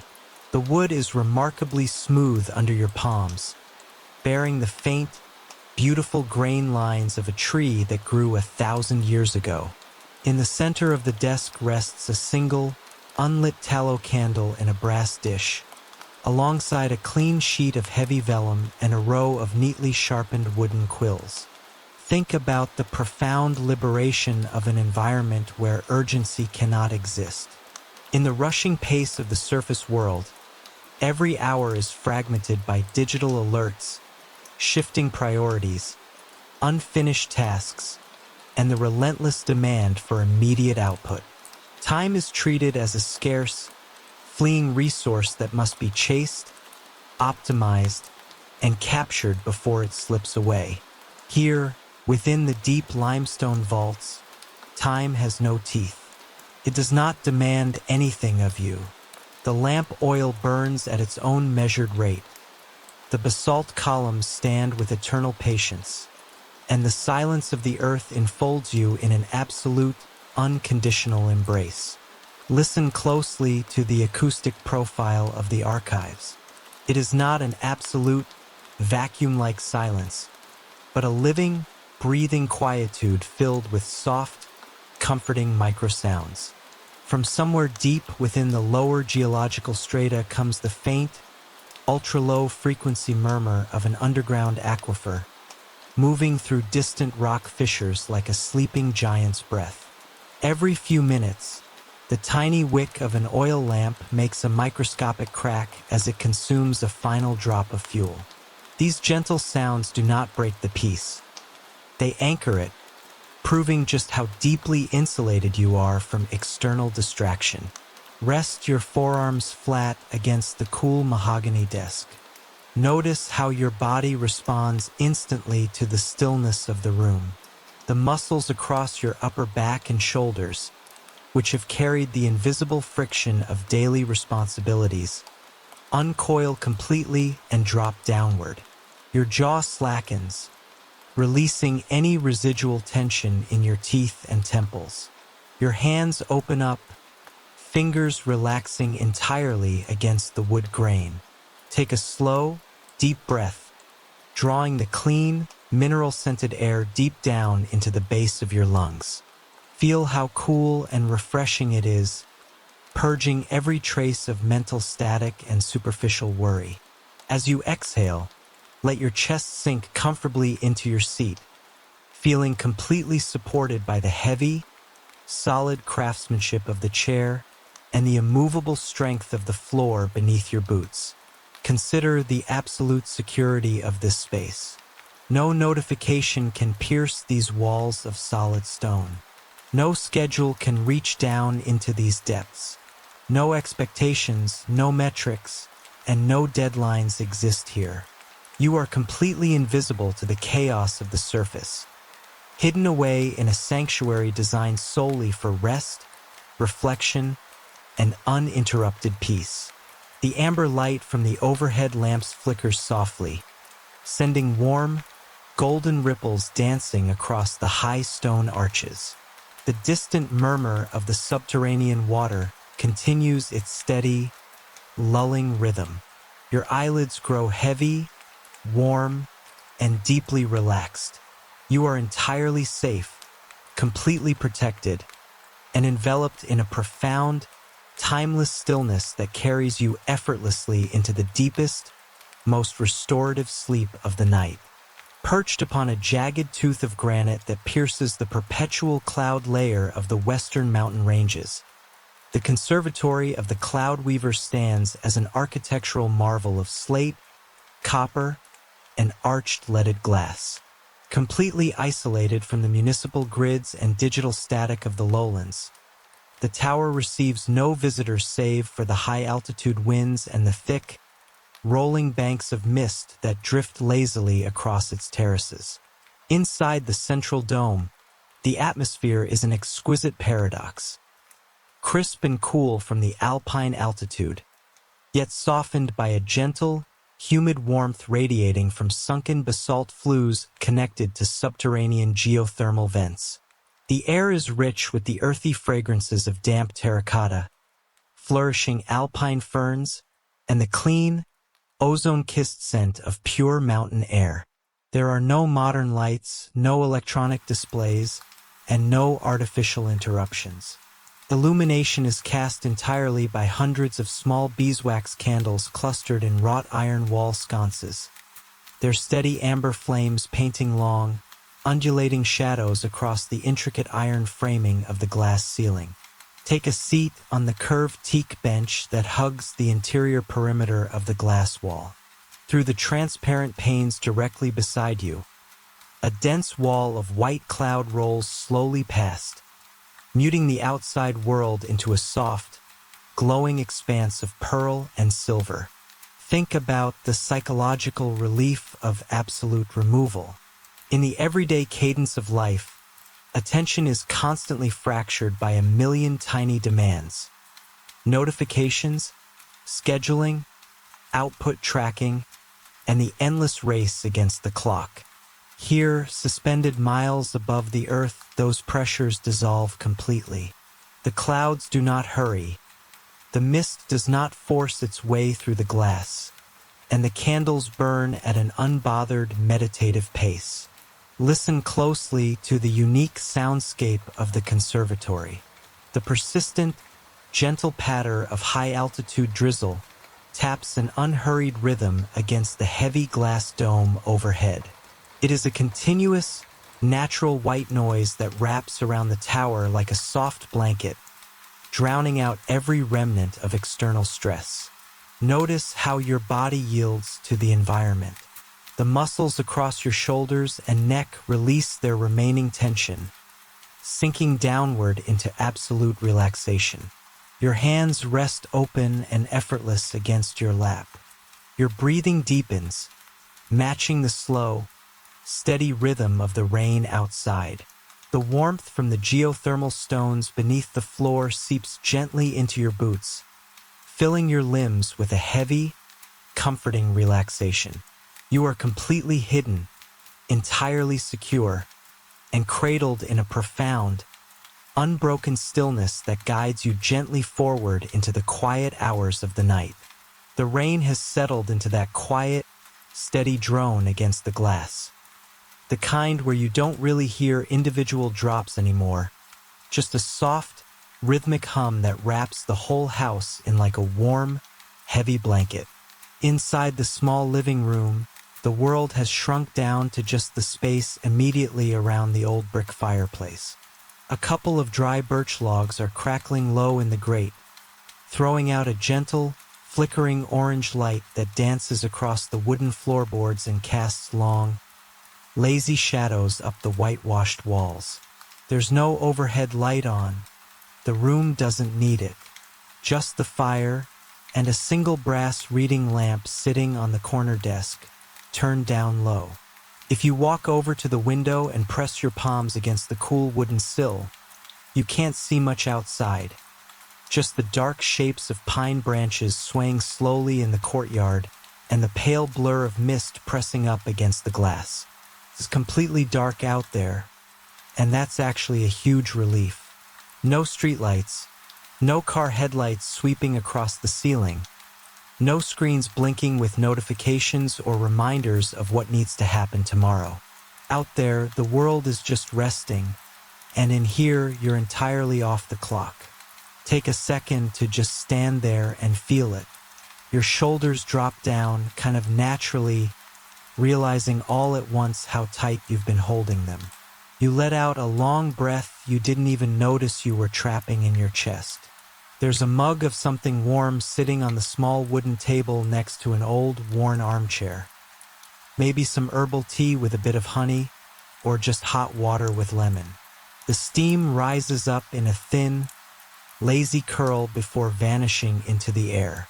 The house smells faintly of dry firewood, old paper from the paperback books stacked on the shelf, and clean wool. Sink down into that armchair. It's one of those deep, broken-in chairs that seems to know the exact shape of your spine, catching you right where you're tired. Pull a thick knitted throw blanket up over your legs. Listen to the house settle around you. Every now and then, a log in the fireplace shifts with a tiny spark and a soft pop. The rain taps gently against the window pane, keeping time. There's nowhere else you have to be, no one asking anything of you, and no problems left to solve tonight. You close your eyes for a second, just listening to the quiet, and feel the heavy, welcome weight of sleep starting to pull you under. You're completely safe, entirely warm, and tucked away from everything. Upstairs, right under the slanted wooden eaves of the roof, is that one room where the sound of the rain is louder than anywhere else in the house. It hits the old slate shingles directly overhead with a steady, rushing patter. Not too violent, just a constant, comforting roar that fills up every empty corner of the room. The light coming in through the small, dust-flecked skylight is soft and gray, the kind of hazy afternoon glow that makes you lose track of whether it's 3 o'clock or 5 o'clock. And honestly, it doesn't matter. There's an old wooden desk shoved right up against the knee wall, and a green-shaded banker's lamp casting a warm, pooled circle of yellow light across a stack of unlined notebooks and a few scattered sketching pencils. Walk over and pull out the wooden chair. It gives a familiar, quiet squeak as you sit down, sliding right into place. The air up here smells like old paper, cedarwood beams, and the fresh, damp chill of the storm blowing in from the fields outside. You don't have to write anything important today. You don't have to check a single list or fix a single problem. If you want, you can just open a notebook to a blank page, hold a pencil loosely between your fingers, and just let the point rest against the paper without moving it. Just feel the weight of the graphite in your hand. Rest your forearms on the edge of the desk. Take a slow, deep breath in through your nose, holding it for just a second, and then let it out long and slow. Feel how the tension behind your eyes starts to untangle. Your jaw relaxes. Your shoulders drop another inch, letting go of whatever rushed energy you carried up the stairs with you. Outside the skylight, a stray gust of wind pushes a handful of wet leaves across the glass, scraping softly before sliding away into the gutter. The room stays warm, dry, and completely private. A little island tucked right underneath the roof, miles away from any noise or demands. There's a mug of something warm sitting right within arm's reach. Wrap both hands around it, feeling the heat soak straight into your palms and fingers. Lean back against the wooden slats of your chair, close your eyes for a moment, and just listen to the rain drum its steady, endless rhythm against the roof. You're completely safe, entirely hidden, and completely at peace. There's a very specific kind of quiet that only exists in a neighborhood diner around 2 in the morning, long after the dinner rush has cleared out and the rest of the city has gone dark. You're sitting in the deep red vinyl booth right by the front window, the one tucked away in the far corner where the light from the street lamps outside filters softly through the tinted glass. The restaurant is mostly empty. In the back, the cook is wiping down the stainless steel counter with a damp rag, moving with a slow, mechanical rhythm, and the low, steady hum of the refrigeration units provides a gentle background drone that blocks out everything else. On the table in front of you sits a heavy white ceramic mug filled with black coffee, sending up a thin, curling wisp of steam into the cool air. Beside it sits a small glass container of cream and a worn paper menu with plastic edges. Rest your elbows on the laminate table and cup your hands around the warm mug, feeling the heat seep right into your palms. Outside, a light mist is clinging to the street lamps, and every now and then a car passes by with a soft, wet whoosh of tires against the damp asphalt. The red taillights smear into long streaks of color against the window pane before fading away into the dark. Think about how detached this moment feels from the rest of your week.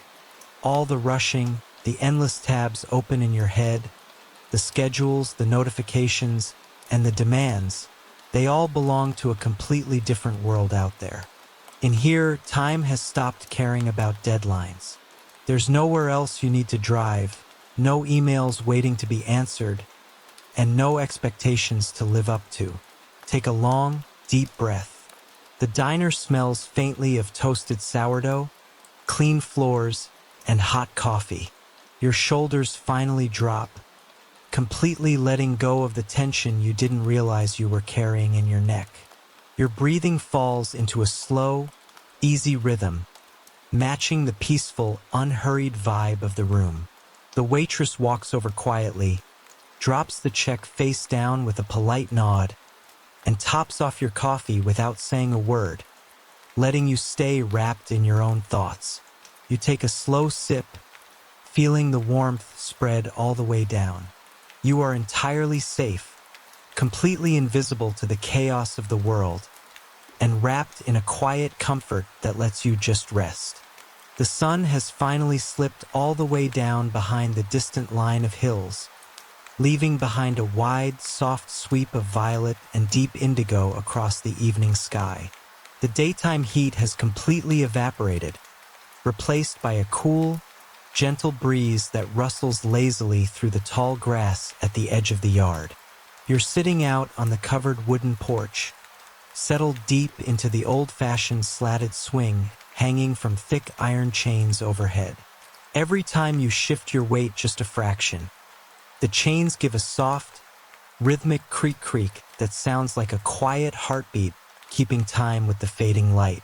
There are no overhead lights turned on out here, just a single amber porch bulb glowing softly near the screen door, casting a warm, golden circle over the floorboards and catching the edges of a worn woolen blanket tossed over the armrest.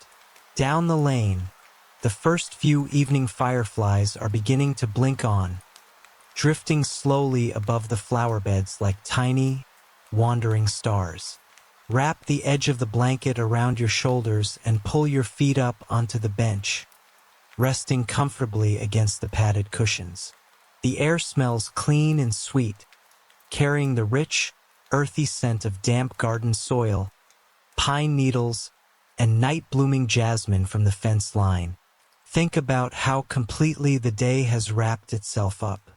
All the noise, the screens, the lists, the racing thoughts, and the constant hum of productivity have finally run their course and gone quiet. The world has stopped asking anything of you. There are no messages left to check, no problems waiting to be fixed, and no schedule to keep track of anymore. Push off the floor ever so lightly with the tip of your shoe, letting the swing glide forward into the cool air and then drift back just as easily. Listen to the evening chorus settling in around the house, the distant, comforting chirp of crickets in the tall grass, the gentle rustle of leaves overhead, and the slow, steady creak of the swing. With every sweep back and forth, your body feels heavier and more at peace. Your shoulders drop completely against the back cushions, your hands relax open in your lap, and your breathing slows down to match the quiet rhythm of the night. The stars are starting to pop out one by one overhead, pinpricks of bright, silver light against the darkening blue. You are entirely safe, completely tucked away from the rush of the world, and cradled in a deep, beautiful stillness that invites you to finally close your eyes and let go completely.